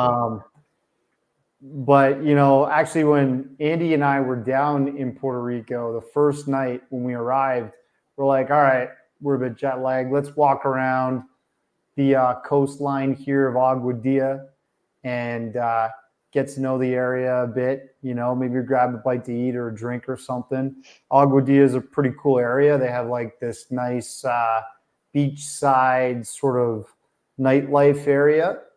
And you look out on the ocean and it is like that. It's just pitch black. You can hear the waves crashing and stuff, especially when we went there because it was a hurricane out in the Atlantic, not close to Puerto Rico, but off the coast quite a bit. And you're like, wow, that's just kind of eerie how dark it is out there. And we actually saw like a luminescent object off in the distance. And I'm a bit naive, rambunctious. So I ran up to these random Puerto Ricans and I was like, hey, KS. And I'm like pointing out at the ocean. And Andy is just like looking at me like, what is wrong with you? Like, what are you doing to these people? I was saying, what is? And the guy just turned to Andy and said, they're probably night fishermen. So not all things are UFOs, everybody. But it was, it's both the journey. And if I did get to see a UFO like that up close and personal flying over my boat, I'd probably be pretty scared. But I also would be like, KS. Exactly. And then you make a great point, right? So kind of making sure and vetting and asking and looking, because it could be something simple as a fisherman with the light out there. It kind of looks like it's on the horizon. Could be bioluminescent organisms out there in the water. We know that those things are there. So there's definitely, everything's not a UFO or a USO. Now, with that being said, I wanted to transition into this because we were talking about Lou Elizondo in his book during the break. You said you had finished reading it, and Lou is on a press run right now for the book. And there was he appeared on Joe Rogan recently, and there was a part of the interview that I happened to save that it actually fits this show. And I want to show it to you, see if you saw this, and then tell me what you think. So here we go. There is a video, high resolution video of, I can't say what platform it was taken from. I can't say where it was taken from, Okay. but an object that, do you know how large an offshore oil derrick is? They're huge, right? Yeah. They're like almost like a small city, right? They're like one city block. They're huge. They're enormous things. There is a video that shows one of these objects underwater that goes by. The speed was calculated between 450 and 550 knots underwater, and it was bigger than the offshore derrick that it was passing, because you could see in the video the offshore derrick, and you could see this thing zip right by it. Jesus. That is, I did hear that. Huge, though. An oil derrick is huge. Those oil platforms, if anyone, especially out there in Radio Land, those big oil platforms. If you remember the movie Armageddon, they were on that oil derrick out in the middle of the Gulf somewhere. Something bigger than that, underwater, going that fast. Have you, either one of you, heard of anything like that? Actually, Richard Dolan just had a video, released a talk where he had a guest talk about something very similar, where 250 witnesses on an offshore oil rig saw about 25 or so military helicopters. They heard a sound, that basically got their attention. They looked out, saw the helicopters, but realized that the sound was not coming from the helicopters. And that all of a sudden the helicopters all stopped, and that an object about the size of 2 football fields emerged from the water and flew above the helicopters and then shot off into space. And then the helicopters continued and did, on their merry way. But one interesting thing was he mentioned that the helicopters, as they passed overhead, didn't make a sound, but they were military. So that was interesting. Wow, you Darcy, anything you hear anything like that? That size? No, I mean, like that was the very first time I heard that story on Joe Rogan. This oil rig sized UFO or USO rather, because it's shooting across in the ocean.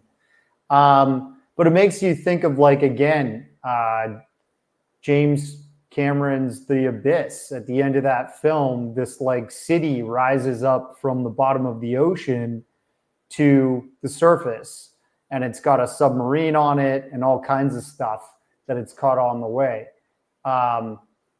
Does James Cameron know about this? Like, is that why he's made the documentary Aliens of the Deep, and he's super interested in diving to the abysses, the bottom of the ocean trenches and stuff?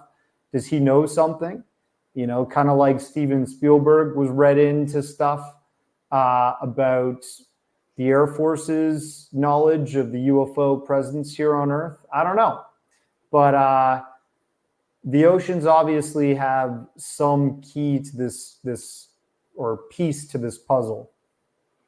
Yeah, and I think The Abyss, watching it as a kid, it's a science fiction movie. It's creepy, it's scary. It's like, oh, okay, you walk away, it's over, credits roll. But I have on my other channel, I do the segment called Science Fiction to Science Fact Movie Edition. And the whole concept is that, okay, now that you are in current day, you have all these new revelations about how these things are actually here, and you're seeing proof about these things, and it's gone from science fiction to science fact. Now, this is what I tell people to do. Go back now and watch those movies, and you'll see them through a different lens. So now if you watch The Abyss today, understanding that USOs are a real thing and they're out there, then The Abyss seems like a documentary more than a movie at this point. And I think a lot of those people were on the stuff, like you said, with Steven Spielberg and Close Encounters of the Third Kind. You look at that, it's a 50-year-old movie. Everything in that movie depicts what's happening right now, phenomena-wise, to the T. So, that's where you get into, did someone give them information on it? And I even now feel this way, and I've said this before, about Jordan Peele in the movie Nope. I always tell people, I was in the theater watching it. I expected nuts and bolts craft with aliens coming out of the craft, but it was about a craft that was actually alive and was the alien. My UFO sighting depicts objects in the sky that seem to be alive or organic and have fluid motion like something that's alive and intelligent. A lot of other people say that too. So that's just something to point out. Maybe some, I forgot what the name of that project is, where the CIA kind of drops those nuggets to certain individuals, and that might be what's going on. But talking about these USOs, I wanted to know your perspective on, since we know they're out there and we know they're all over the place, right off the coast of a lot of places. Do you think that, in your opinion, that some of these sightings that we get, like for instance, South America, with these Peruvian things that are snatching people and doing the sorts of face peelers, do you think that potentially those are beings that are coming from these USOs? Do you think they at some point come onto land and do whatever they do and then go back into the water? What do you think? I'm sure. I'm sure the water. I'm sure up into space too. But I think one of the biggest reasons why this is such a tight-lipped thing is also because of what is happening with humans, or what are being done to humans. That's something that's not really talked about a lot. But there are many cases. I think one of the most famous is the Guarapingara case from Brazil, where that mutilated body was found. That, I mean, when I first saw it, I didn't know anything about it, and I had heard about the case. And this is when I was first, like really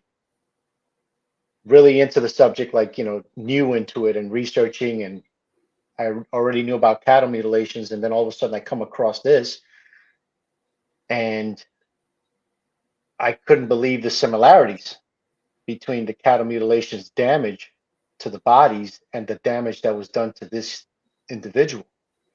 It was identical. I mean, literally identical. Everything that was described is exactly the same as I was described with these cattle mutilations.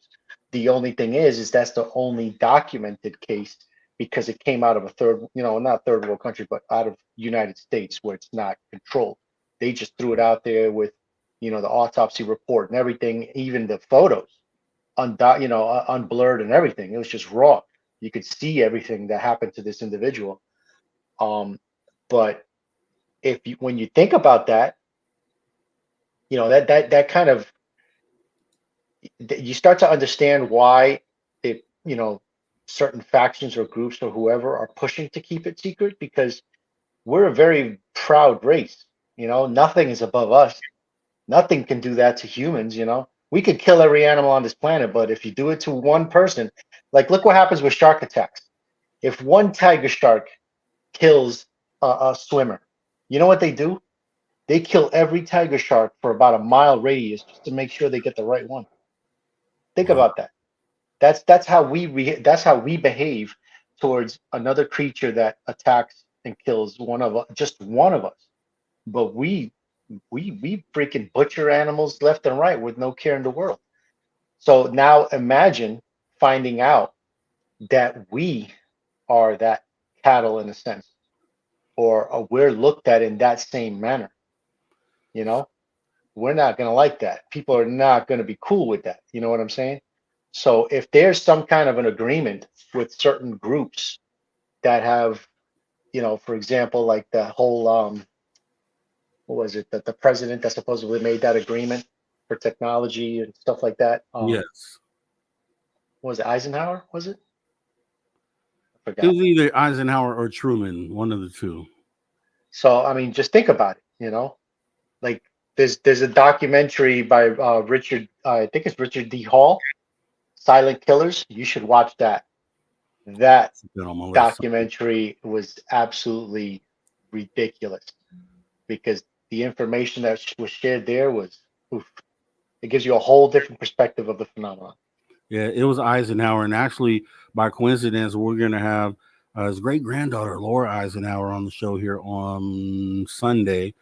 So, kind of okay, I like that. So, people mutilation, right? I think that potentially is a thing. I saw the picture you're talking about, so that kind of goes into intent. So, Darcy, let me ask you this: Tom DeLonge, which sarcastically saying is Dave's favorite person, came out and said, I know a few years ago that they had this incident where these USOs were off the coast of Italy and there were houses catching on fire. They said they got on a helicopter, went out there to see what was going on, and the USO pops up out of the water, shoots the helicopter, and it goes back down into the water. If that's true, then that would show probably some sort of malevolent intent. What do you think about that? Do you think that's even real, what was said, or what's your opinion on that? The question being, is there hostilities between us and them? I mean, we certainly have been shooting at them, based on just the Battle of LA that happened back in the 1940s, where we unloaded shells into the sky over LA to try and take down this object. And it's been like that for decades. If they're not shooting back at us, I think there might be a problem there. But do I think that incident with Italy was a UFO that shot on the helicopter? I think the way that was reported, was that a bird hit the propeller or something like that. So it kind of got debunked. I don't know if that was a cover story released to debunk it from the powers that be. But, you know, the same thing goes for Lou Elizondo. Every time he comes out and says something, there's some way to debunk him or his credibility. And I think what he tries to talk about in his book, Imminent, is the fact that this has been a mainstream strategy from the Department of Defense and intelligence agencies to keep a lid on this subject for so long that you shouldn't be surprised that that's what their tactic is against him. You know, he says ATIP, I was in charge of that. Then they refute his claim. They say he never worked for the government. They wiped his email. They wiped all of his credibility, therefore. And the folks that are still within the establishment of the Pentagon that he used to work under, like Jay Stratton, are now kind of disavowing him and saying, but I mean, what would you expect from an establishment? How would they react if you leaked their videos and you went public? Obviously, they're going to backpedal and say, oh, we don't know him. And they're going to erase his history, right? Because they don't want him to seem credible in any way.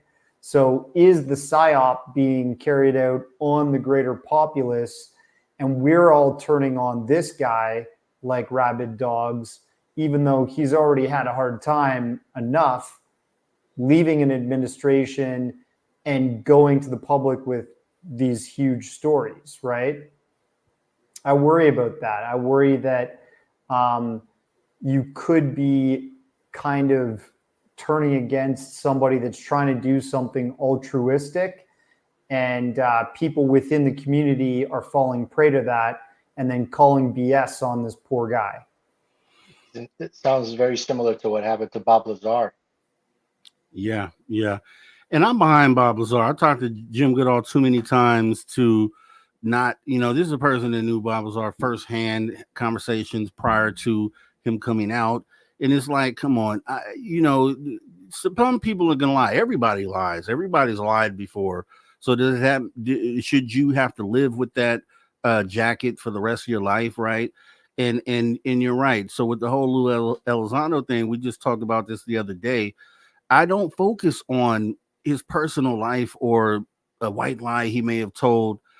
What I do know is that what he has come out and said lines up with a lot of the historical evidence that we have. And I think that's the measurement is someone comes out and says something, okay, when you're in the process of vetting it, take that information and put it up against historical facts and what we already know. If that lines up, that's the nugget you're supposed to take from that. Otherwise, all the other stuff you can kind of throw away. You don't even need to pay attention to the rest. And a lot of the skeptics are in these echo chambers on X, you know, spitting a lot of propaganda is what I said the other day. And I believe that's the truth. I think they're the misinformation agents and they don't even realize it potentially. So I don't know what you guys think about that, but we got about 1 minute left. Well, I like Richard Dolan kind of has this saying, the establishment bakes the cake. The media packages it up, and then the public eats it, right? So you have to figure out which version of that you're eating. You know, are you eating the DOD party line memo that they want the public to think and act with? Or are you actually like getting real information from whistleblowers and people that are trying to come to the public with revelations about our reality? Right. With that being said, we are at the end of the hour. We got about 5 seconds left to go. I really appreciate this. We have Darcy Weir and Andy Marcial, Transmedium Fastmovers and USOs, the Puerto Rico edition. Got to go see it. It's on Apple TV. You guys go do that. And we're going to go ahead and take a break, and we'll be right back with you. Hour 3, maybe Dave Scott. I don't know. We'll see. After Hours with Stay Mr. tuned. Rob G on the only place where you can own the night. Spaced Out Radio. Spaced Out Radio. You've tuned your dial to the right frequency.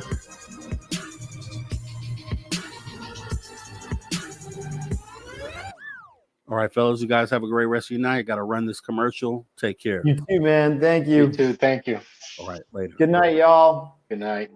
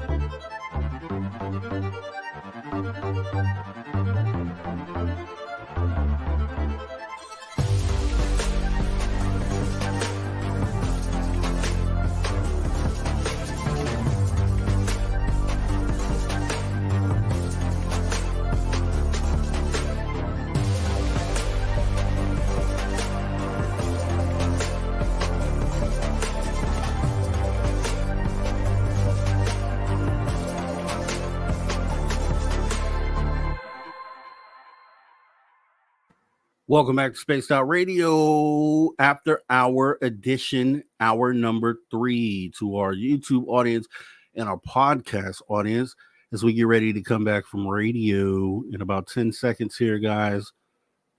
Let's go.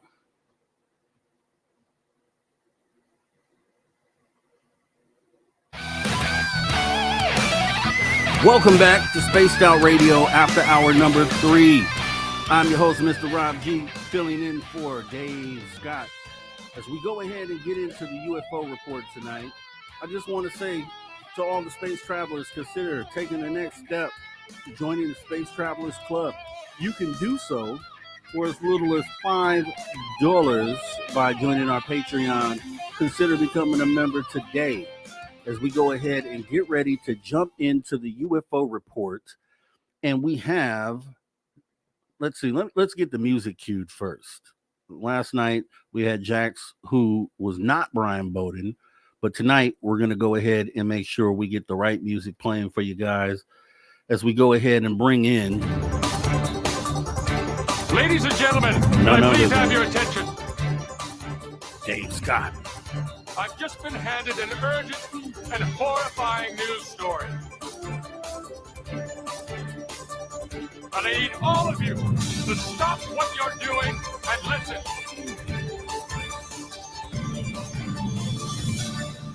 Surprise, surprise. We got UFO Tim James out for the night.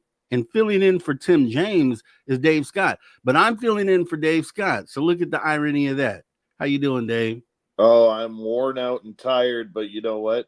We're having a good night tonight. And so for people who don't know, I also hold down a daytime job, and I had to go out of town for a couple of days, and Rob was gracious enough to co-host for me and do his thing and do it wonderfully as per usual. And I got home a little bit later this afternoon, and I called Rob up. I had all intentions of hosting the show tonight, and I was dead. After 5 hours of driving, I was dead. And I'm like, dude, you got to do this for me. He's like, no problem. And then my good friend Tim James, well, he has, his wife has been very ill the last couple of days. And he messaged Rob. It's like, dude, I just can't. So the show must go on, even though I am dead tired. You know, that doesn't matter to our radio audience. I got to get in there and do our thing. So let's rock and roll, my man. Let's rock and roll then, Dave Scott. I am Pam.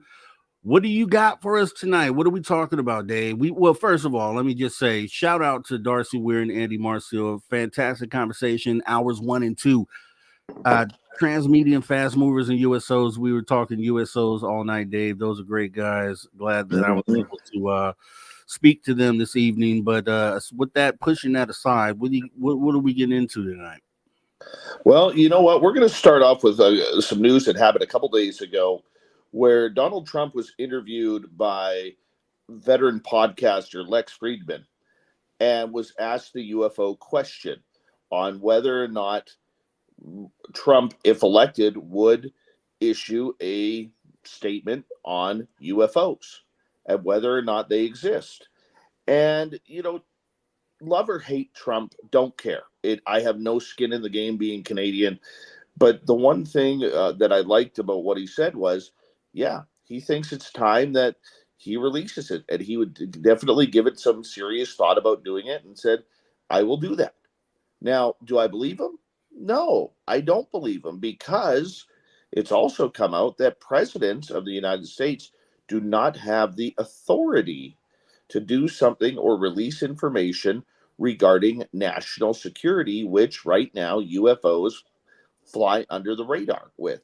So I think that's a little bit dangerous, Rob, for us to be able to say or jump on the bandwagon of Trump saying, you know what, it's all about UFOs. It's all about bringing out that knowledge of what the United States government is having. And the other thing that he also said was that he would also release the remainder of the JFK files. He said he released a bunch of them beforehand, but he's still getting pressure from many others that he didn't release enough. And Maybe he'll release those too. Once again, do I think he'll do it? No, not a chance. I think there are certain things that a president is not allowed to do. And I think it's just rhetoric and speech and nothing to it.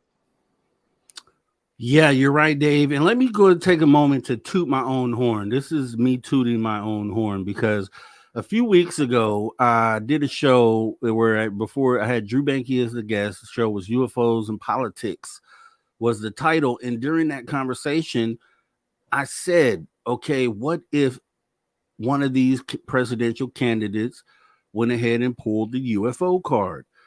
Right. People didn't want to believe me. People didn't think it was going to happen. They didn't think it was possible. I said, it's possible that if there's a last ditch effort for the candidacy to go through for the president, that somebody would potentially pull that card. And yes, it looks like Trump did do that. So I was right about that. But at the same time, I agree with you. Will it probably happen? Probably not. And here's why I say so.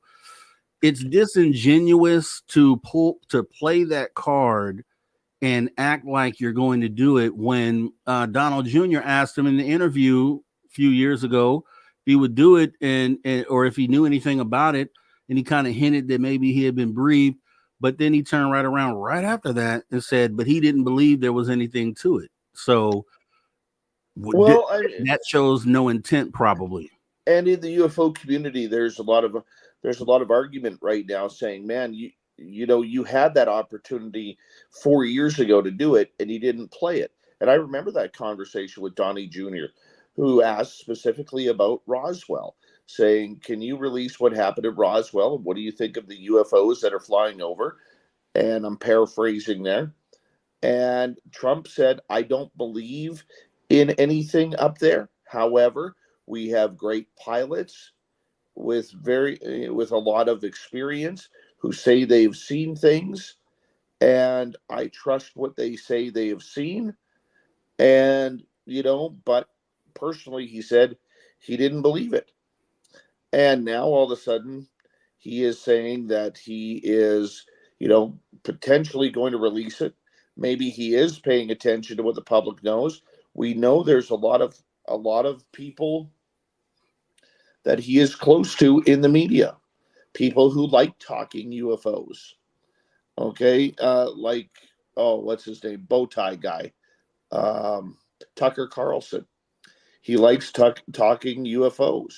Could Tucker Carlson maybe got in Trump's ear? We know they've hung out privately. What about Elizondo? I mean, there was hints that Elizondo had briefed Trump on the UFO subject when Trump was president.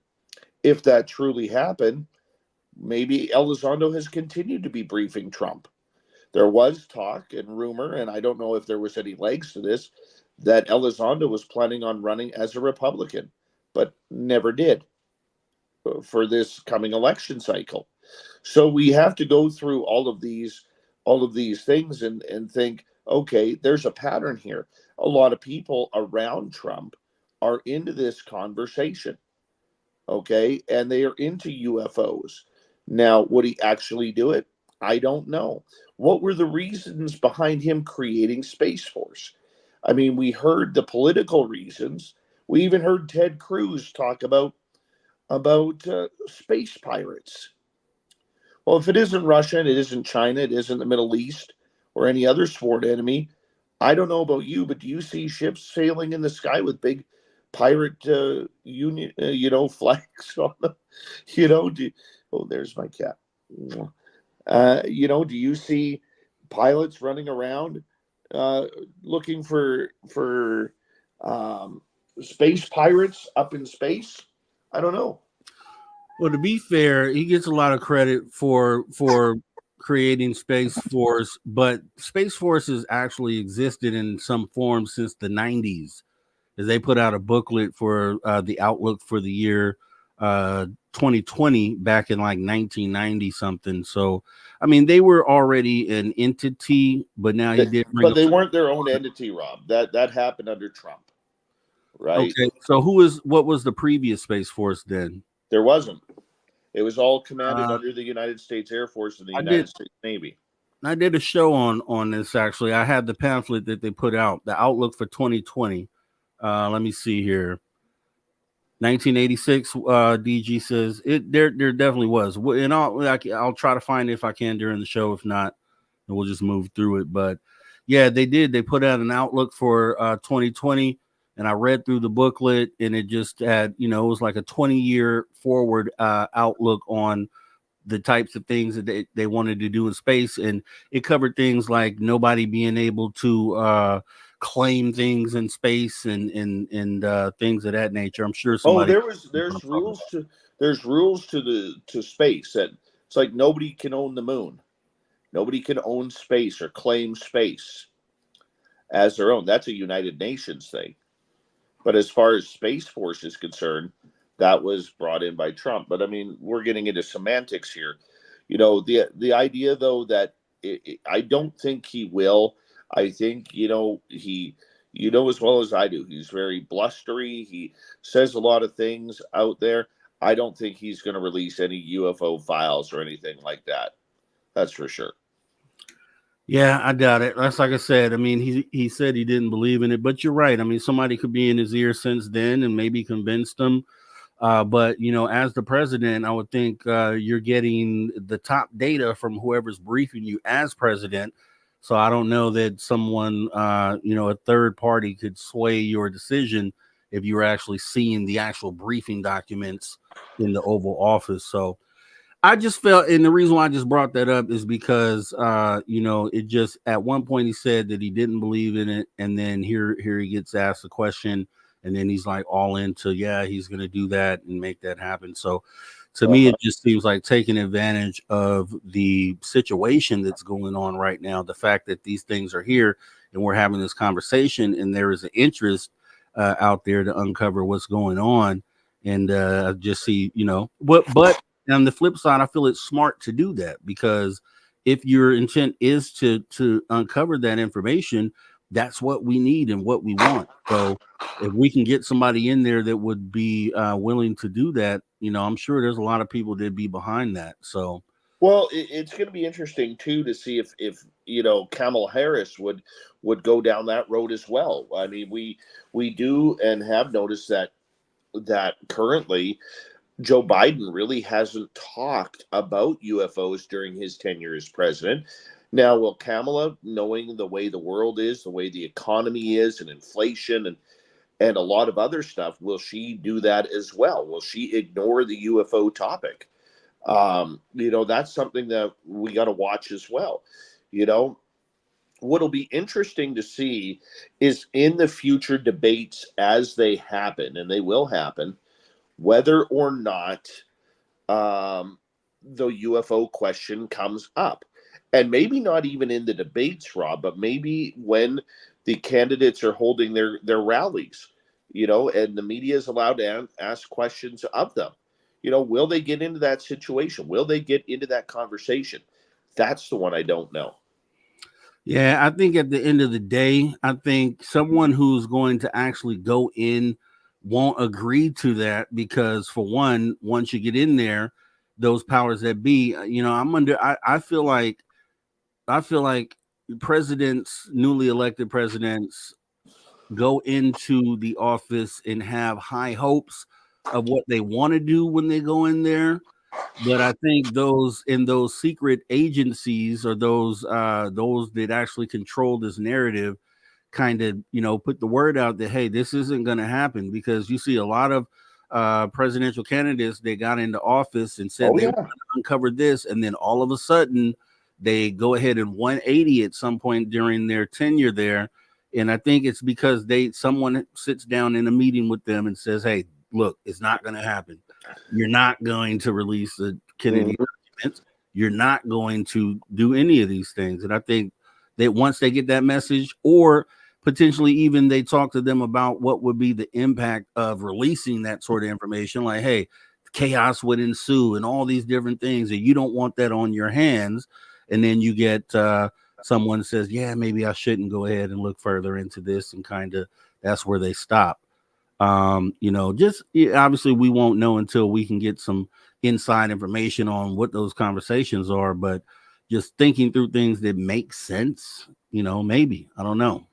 Well, I mean, we also have to, delve deeper into the national security part of this. As long as UFOs are labeled under a threat narrative by the United States military and the alphabet agencies, which, you and I have debated long and hard on that. We both stand on other sides of the ledger on that. Nothing can be solved until, or brought public until it's outside of national security.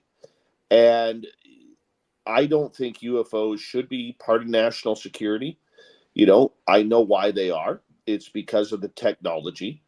And let's face it, whether you believe that they are a national security threat like you do, or whether they are not, which is me, they still feel that they are. And what happens when you have a threat narrative that is being played, that equals out to billions of dollars in budgets. Billions of dollars that the Boeings of the world, the Lockheed Skunk Works, the Raytheons, and all of the other companies that are out there that are alleged to be trying to reverse engineer spacecraft that have been found on crash retrievals and otherwise. That's a lot of money. That's a lot of, and the military industrial complex has a giant pull on the American economy. We have to remember that. And if UFOs are going to get a few more billions into the coffers of these companies and their stockholders, by God, they're going to do it, man. They're going to do it. Yeah, Dave. Yeah, you're right. I mean, this is where we sit on the opposite side, because the reason why I say that is I don't want there to be a threat there. I don't want there to be a threat there. I want to believe what most people say, that this is love and light, and this is where, but there, it just makes me think, okay, when we talk about national security threat, there are other things that are national security threats, which you could also look at as maybe not a threat, right? We got space rocks that fly through space that pass this planet. But every time one gets within 1 million miles of Earth, then it becomes a threat, which is rightly so. And because the reason being is that it has the ability to cause a certain level of human extinction. Same thing with nuclear weapons. Those nuclear weapons sit in missile silos. They're not a threat in the silos, but if they were to come out, then yes, there would be a threat there. And I think you should look at that the same way with these extraterrestrials, just being that we know they have way higher tech than us. If they wanted to, do they have the ability to inflict harm on human beings? Sure, but they haven't done it. But that doesn't mean that there isn't a threat there, right? And it's just about if the government has witnessed something along those lines. Maybe they, in observing these objects, they seen them exhibit some sort of force that would be a force that we couldn't handle, and they're like, okay, yeah, that could be a threat if they chose to do something. And if that's the case, then that technically makes them a national security threat. Well, I mean, we come from two different sides of the border and two different sides of the thought here. The Canadian government, which is very much tied to the United States government, Rob, has come out already stating that UFOs are not a threat. They're not, and there's no reason that they're not going to be a threat in Canada. And then you cross the 49th parallel and become a threat there. Now, we could, once again, we could debate semantics on that. I understand with what you're doing. I mean, hey, is it a threat when they can sneak into people's bedrooms and take people, or have people going after, chasing down cars and stalling out cars, and people having missing time for 4.5 hours? Is that a threat? I wouldn't call that a threat. I think we throw around the term threat too loosely. What would I call it? I don't know. I wouldn't say it's an inconvenience, because I think that's downplaying it. But I wouldn't call it a threat as somebody who has been taken as well. But I would say that there is cause for concern if we don't know who or why they are doing it? You know, so is there cause for concern? Always. You always got to be a little bit suspicious. But, you know, getting back to the bigger picture, these companies don't give a care about that. What they care about is the technology that they could potentially receive from these craft, whether it's flying at warp speed, whether it's time travel, whether it's being able in the blink of an eye to allow a human to make a 90-degree turn at 15,000 miles an hour and not have their body get ripped apart by the G-forces. I mean, this is all technology that they would love to have for future weaponry and future military aircraft. Will that happen? I don't know. But we always know that the military gets all the good toys first, and then over the decades, it trickles down to the rest of us. Yeah. I mean, you did at least admit that there's concern there. And I think that's a win for my side, because I think concern is threat light, right? It's threat light. It's a nicer way of saying that I'm concerned about that, and essentially a little bit more can turn that into threat. But yeah, I mean, I don't know, Dave. It's hard to say. David Grush comes out and says that human beings have been killed at the hands of extraterrestrials and then also the government. So do you believe that statement? I'll be like everybody else. Where's the proof? I mean, you know, I mean, if you're going to make that threat narrative statement that they are killing people, which I do believe some are. Okay, I don't believe all aliens are good, peace, love, and light. I don't believe that whatsoever. All you have to do is have a real heart-to-heart with somebody like R. Keith Andrews to actually have, who will be on the show on Friday, to talk about, you know, that not all aliens are good. Not all of my experiences have been good. Other experiencers haven't been good. Okay, but I don't believe, you know, and do I believe humans have been killed by them? Oh yeah, absolutely. But it's the same thing as life, my friend. You know, if you have a bear maul you to death, you don't expect every bear to be labeled the same way. Or let's say a dog. I mean, look at a few years ago, a couple decades ago, when pit bulls got the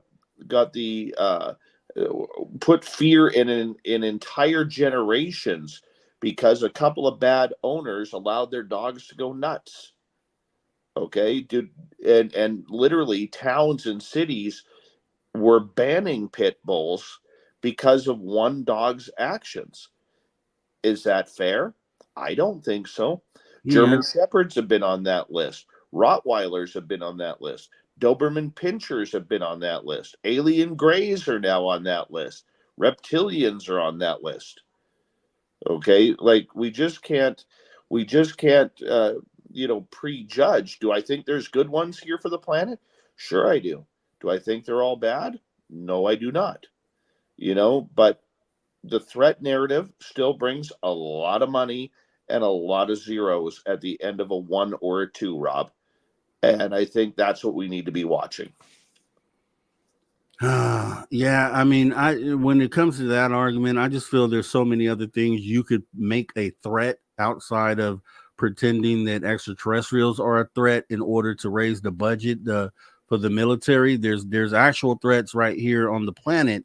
Absolutely. Terrestrial things that they could focus on. So why go as far as going out to talk about aliens and then turning them into the threat if they really aren't a threat, right? You could pick any country out there and make just like WMD. Mm-hmm. So something simple as that could be what would constitute a threat to raise a budget. I think grabbing aliens would be a stretch. But what we're going to do is go ahead and get ready to jump into this break as we have Dave Scott joining us in place of Tim James. And then I'm in place replacing Dave Scott tonight. Amazing, crazy synchronicity. We're going to be talking about some more with the UFO report as we get ready to go to break and come right back. You guys don't go anywhere. Stay tuned.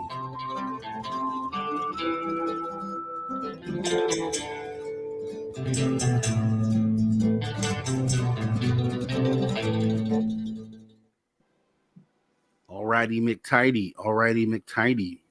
So yeah. Just one thing for our chat room, Rob. Yeah. For our wrenches especially.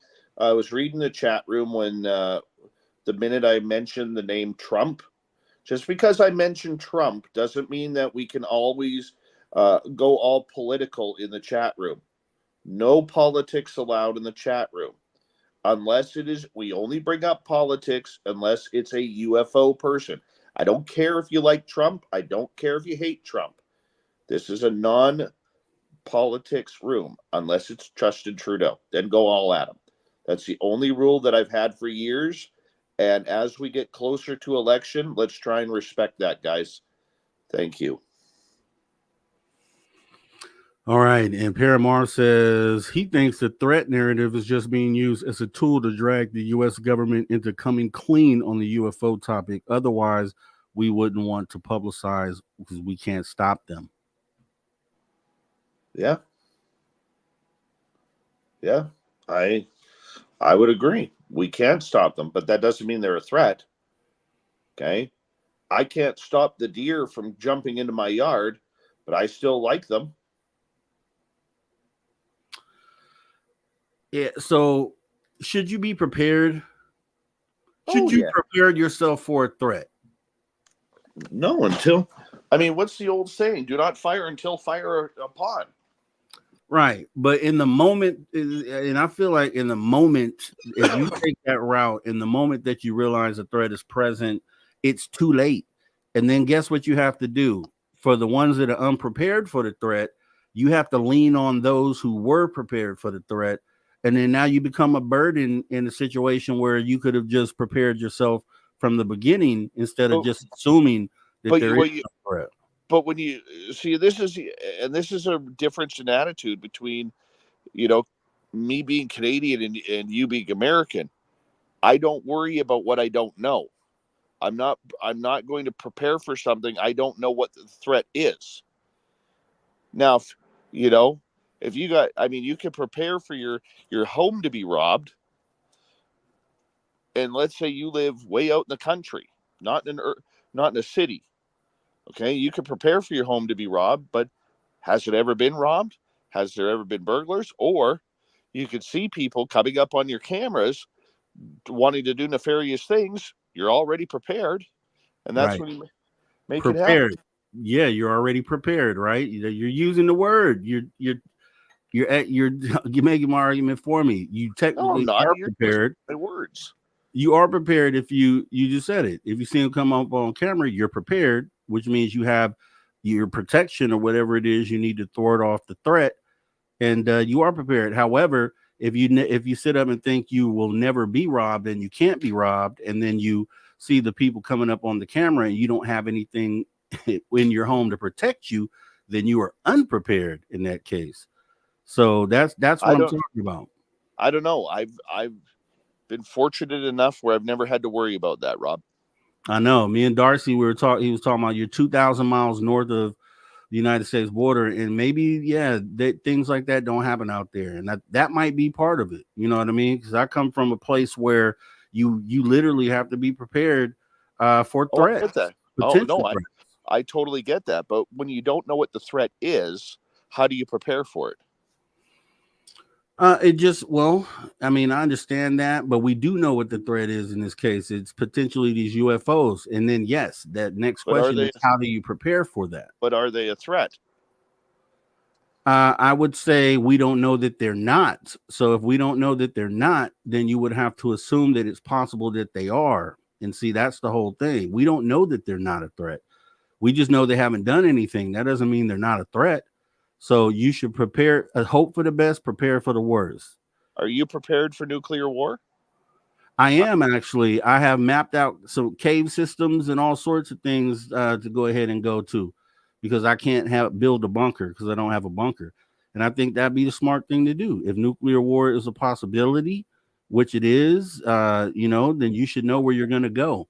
You should have, earthquake happens, right? You're not in an earthquake, but you are prepared to meet up with your family at a meeting spot, because it'd be silly not to do that. Because when the earthquake hits and you didn't talk it over with your family, then you don't know where to meet each other at.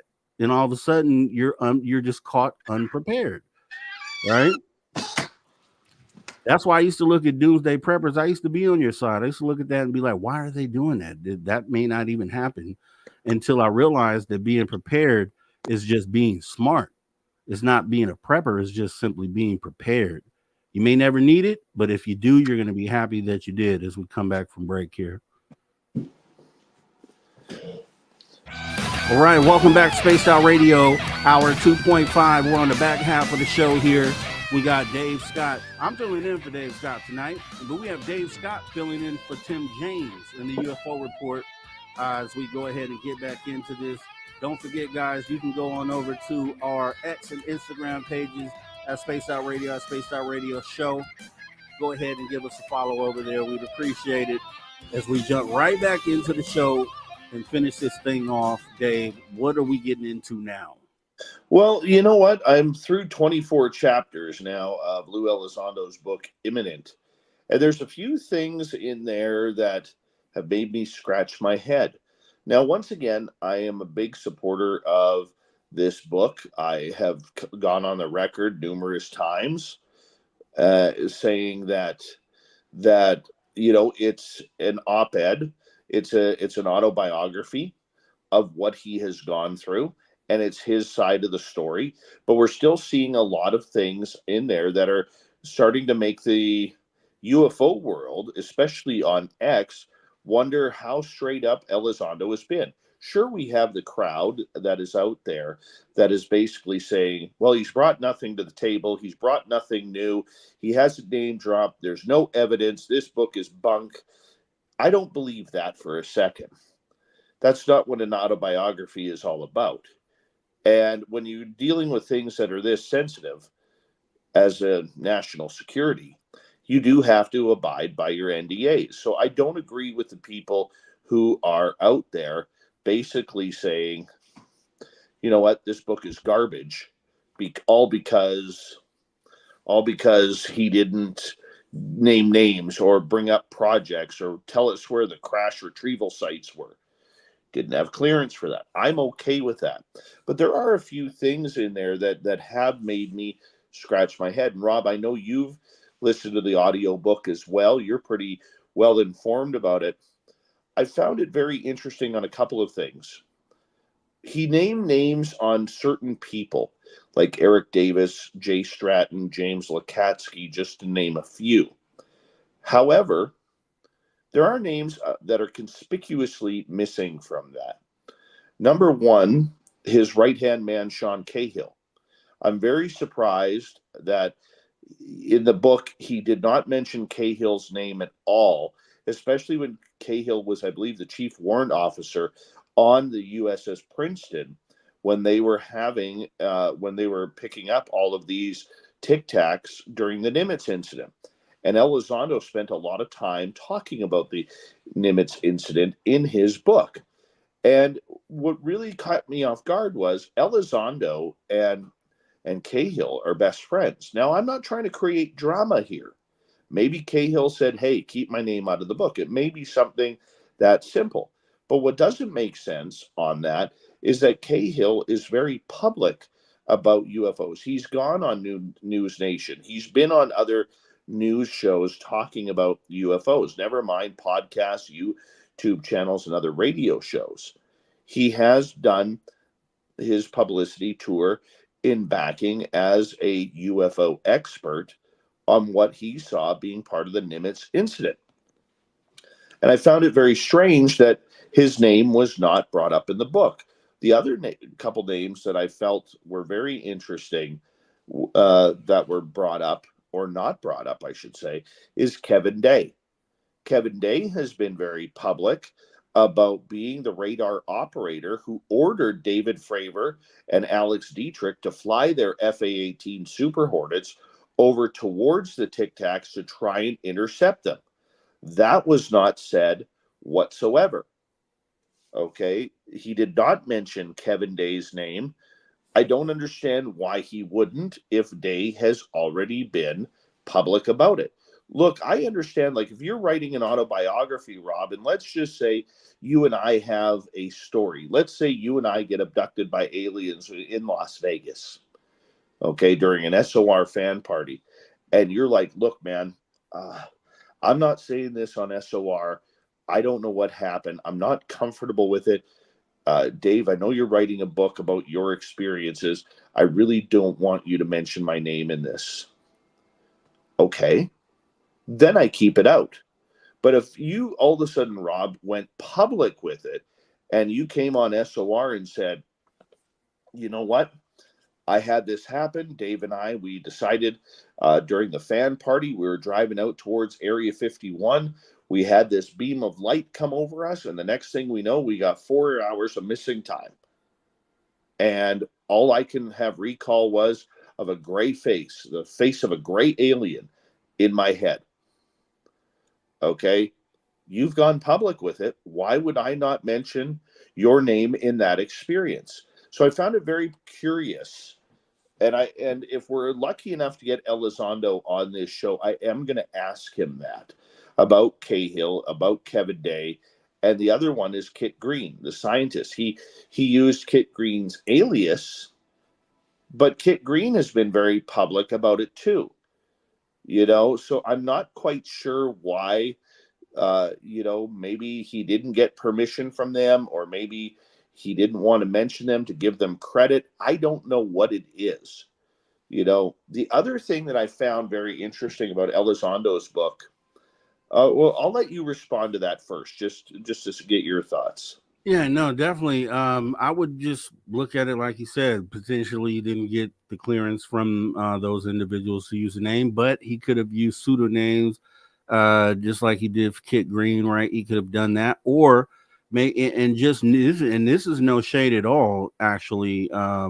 But when the whole Nimitz thing came out, Sean Cahill was involved as far as the story being told, but on the big scale, he really didn't have a lot to do with the incident, really. So maybe that's just the reason why. It's just he wasn't like an integral part of retelling the story. Maybe he could be left out of the retelling, and you still get the same effect, because really the encounter by Fravor and Dietrich is really the part that everybody focuses on.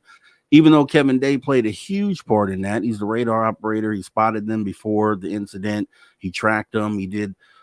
He tracked them to where they were going. He's the one that said that they dropped from 80,000 feet down to sea level. And I do think that's an important part. So that part confuses me, why he wouldn't have used Kevin Day's name, but it could be simple as Kevin Day didn't want to be included in that, or maybe Kevin Day is working on a book and he wants to tell the story his way. Well, I mean, and you know what? You could be completely right, but what I'm doing is I'm just pointing out what I see on this. Mm-hmm. Yeah. We can only speculate. I did find it very interesting that he finally admitted that there were 2 crashes at Roswell. We've known that for years. I think it's funny that, there's well over 100 books from different authors that have been written on Roswell over the years. And none of them ever mentioned the second crash. We know there was a second crash. We know that the second crash happened at San Augustine. We know Stanton Friedman thought this was a wonderful case that he researched in his life. Okay, he believed that the 2 crashes that happened, they collided in midair. He felt it was due to the amount of radar that was over New Mexico at that time, as well as there was a lightning storm. Now, I have heard from other people who have been on the inside who believe that they were struck down by lightning as well. And that's what they feel caused the crashes. But the interesting part about Elizondo is he said there were 2 crashes, but 1 flew away. So did it fix itself and fly away, or is he not giving the same story about San Augustine? And that's one that I find I find very interesting. And there's plenty of evidence of a second crash that happened. Once again, Stanton Friedman looked into it. The late Art Campbell looked into it. I even interviewed a number of years ago one of the eyewitnesses to that case, a gentleman by the name of Gerald Anderson, who I believe is still alive, and I may try and get on the show again. So it's amazing to me how forgotten that second crash was, but Elizondo really confirming that there was actually a second crash at Roswell. We just don't know what happened to that secondary craft. Yeah. Like I said, there were definitely some extra things that he put in there, and that's why I say a lot of people like he's just retelling the story. Like, no, he retold the story with more detail, and he added a few tidbits in there as well, things that weren't previously said.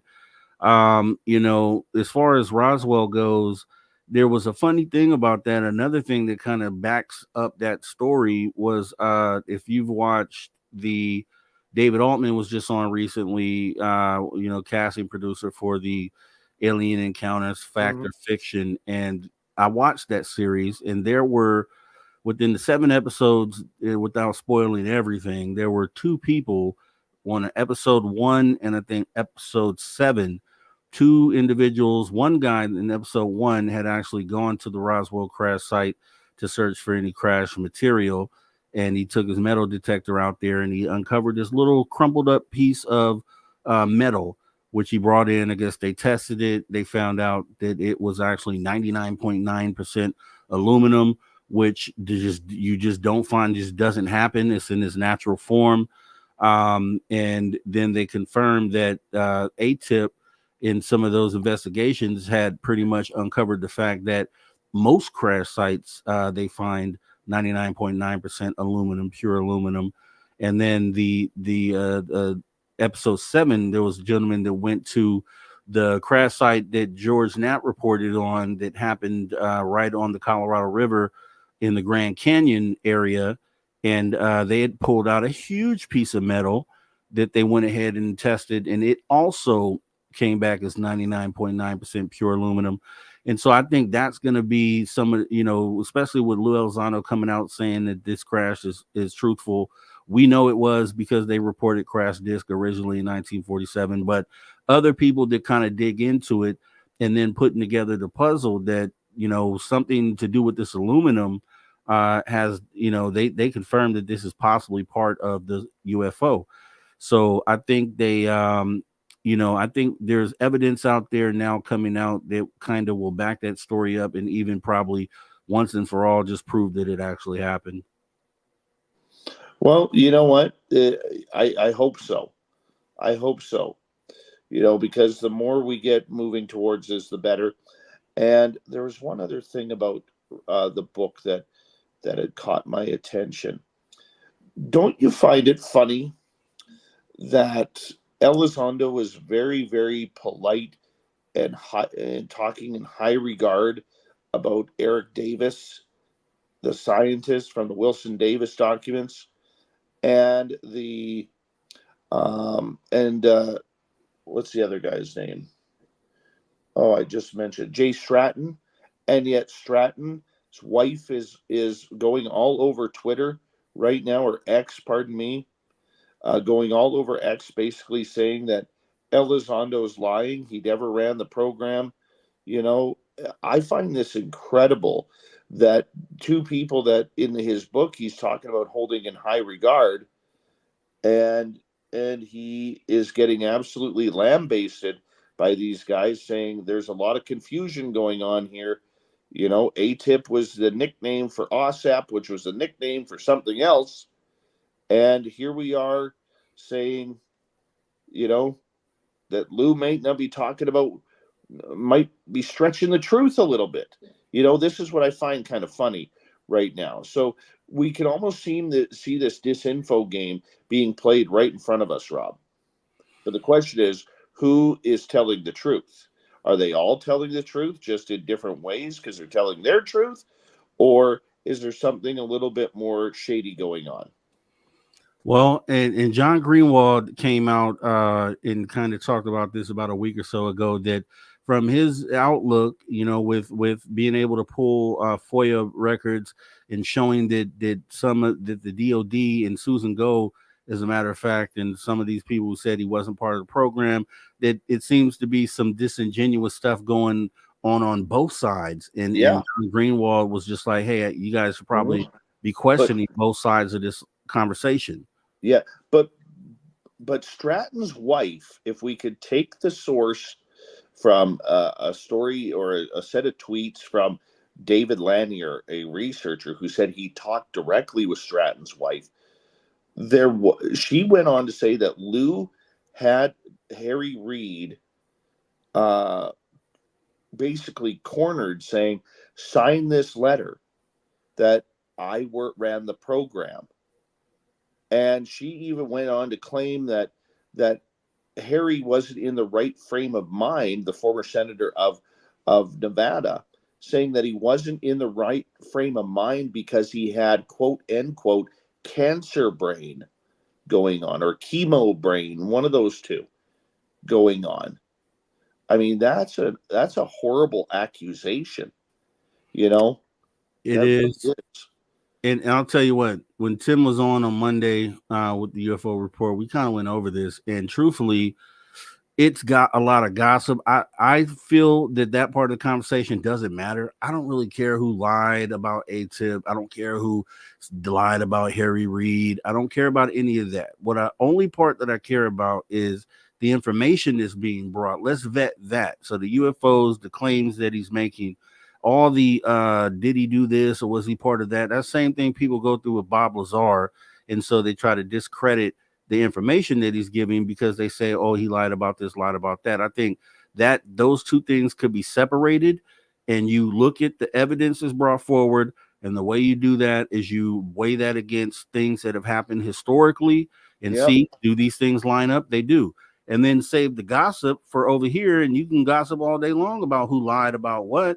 That part that isn't important to the overall conversation. Maybe he did lie on some of that stuff. We don't know. We may never know.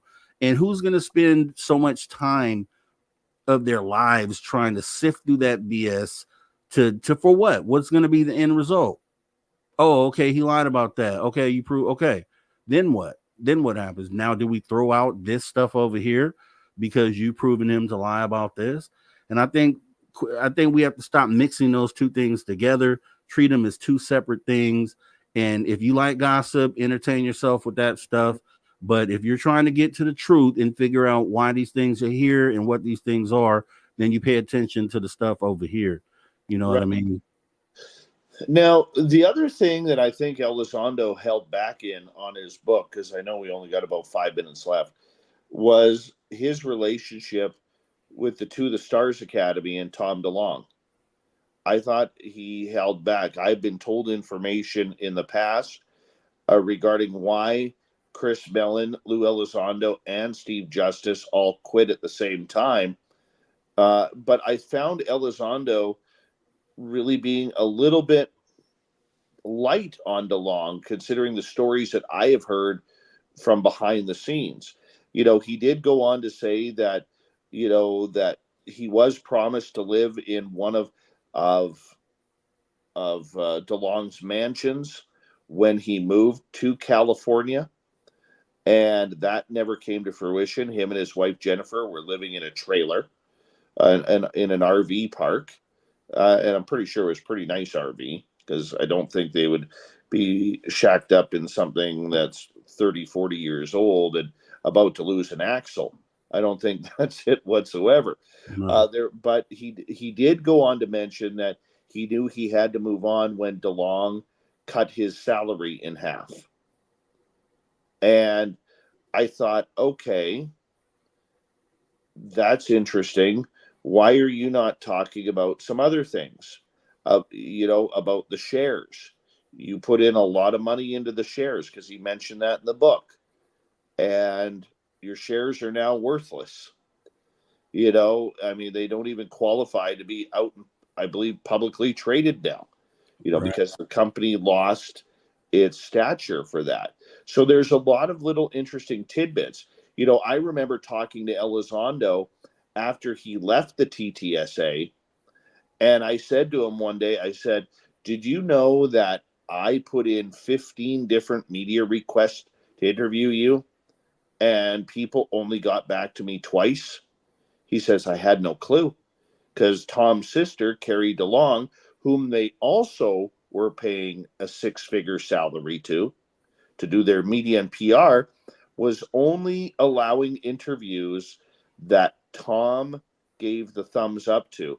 And those were only people who were not journalists, but were pro TTSA people whom he found on X.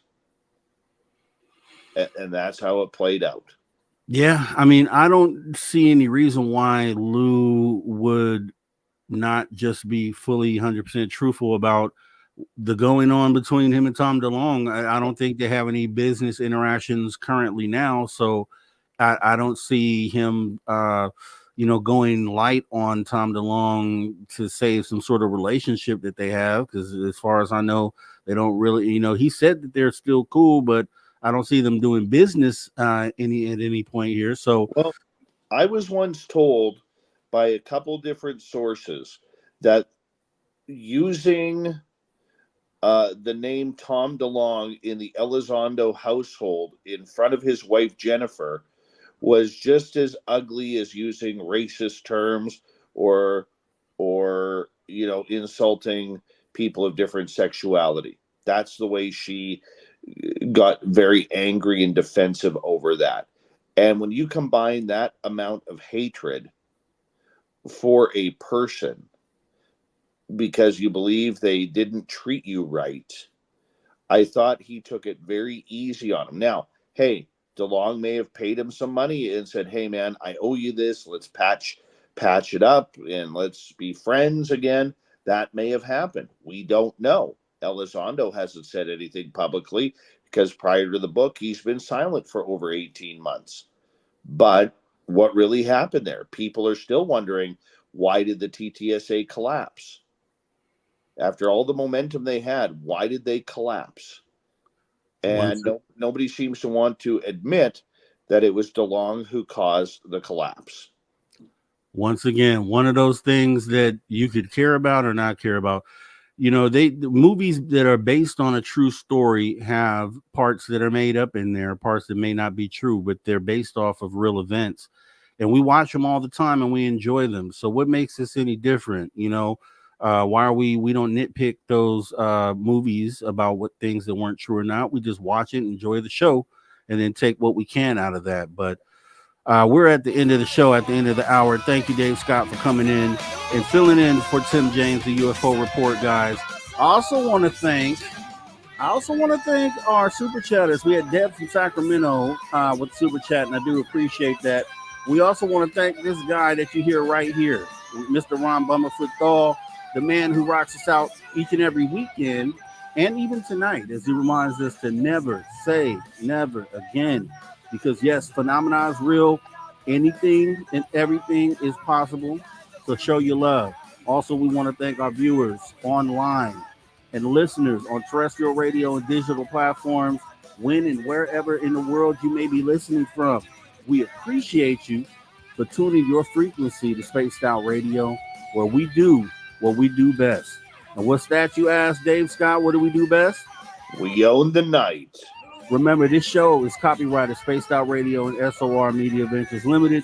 It's been a pleasure serving you once again as your host. I'm Mr. Rob G. This is the After Hours Radio Show, filling in for Dave Scott.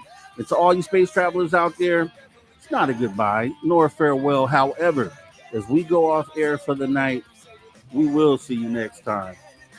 Take care.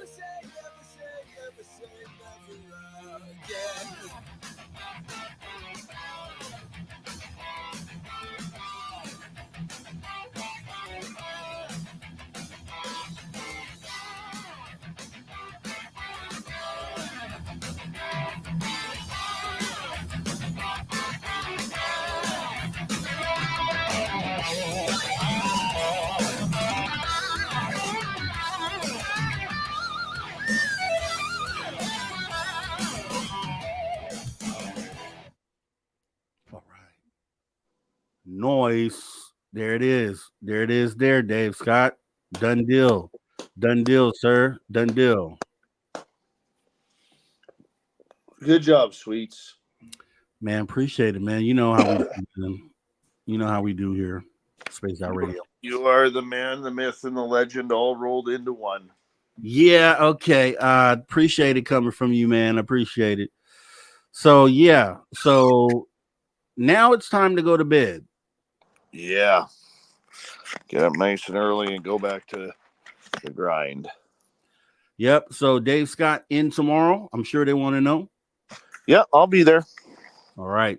Dave I'll Scott see you tomorrow, everybody. guys. You guys see you guys later. All right, Dave. Take care. Later. All right, guys. We're finna get up out of here. Do appreciate all the accolades in the chat there. Mike Bothwell saying great show. Jim saying great, good job, Rob. We appreciate that. Do what I can for you guys. You know, we put our all into doing these shows. Also, Dark Starry Sky, Robbie, great host. Appreciate that. Just doing what I can. And yeah, definitely want to thank our guests for tonight, Darcy Weir and Andy Marcial. Great conversation. Was glad that I was able to speak to those guys. You guys got to go make sure you go check out the documentary. I'll probably be ordering that so I can watch it tomorrow. And yeah, you guys just be here tomorrow, 9 p.m. Pacific for Dave Scott. And I'm out of here. You guys have a great rest of your night. Rock out to the outro. Here we go.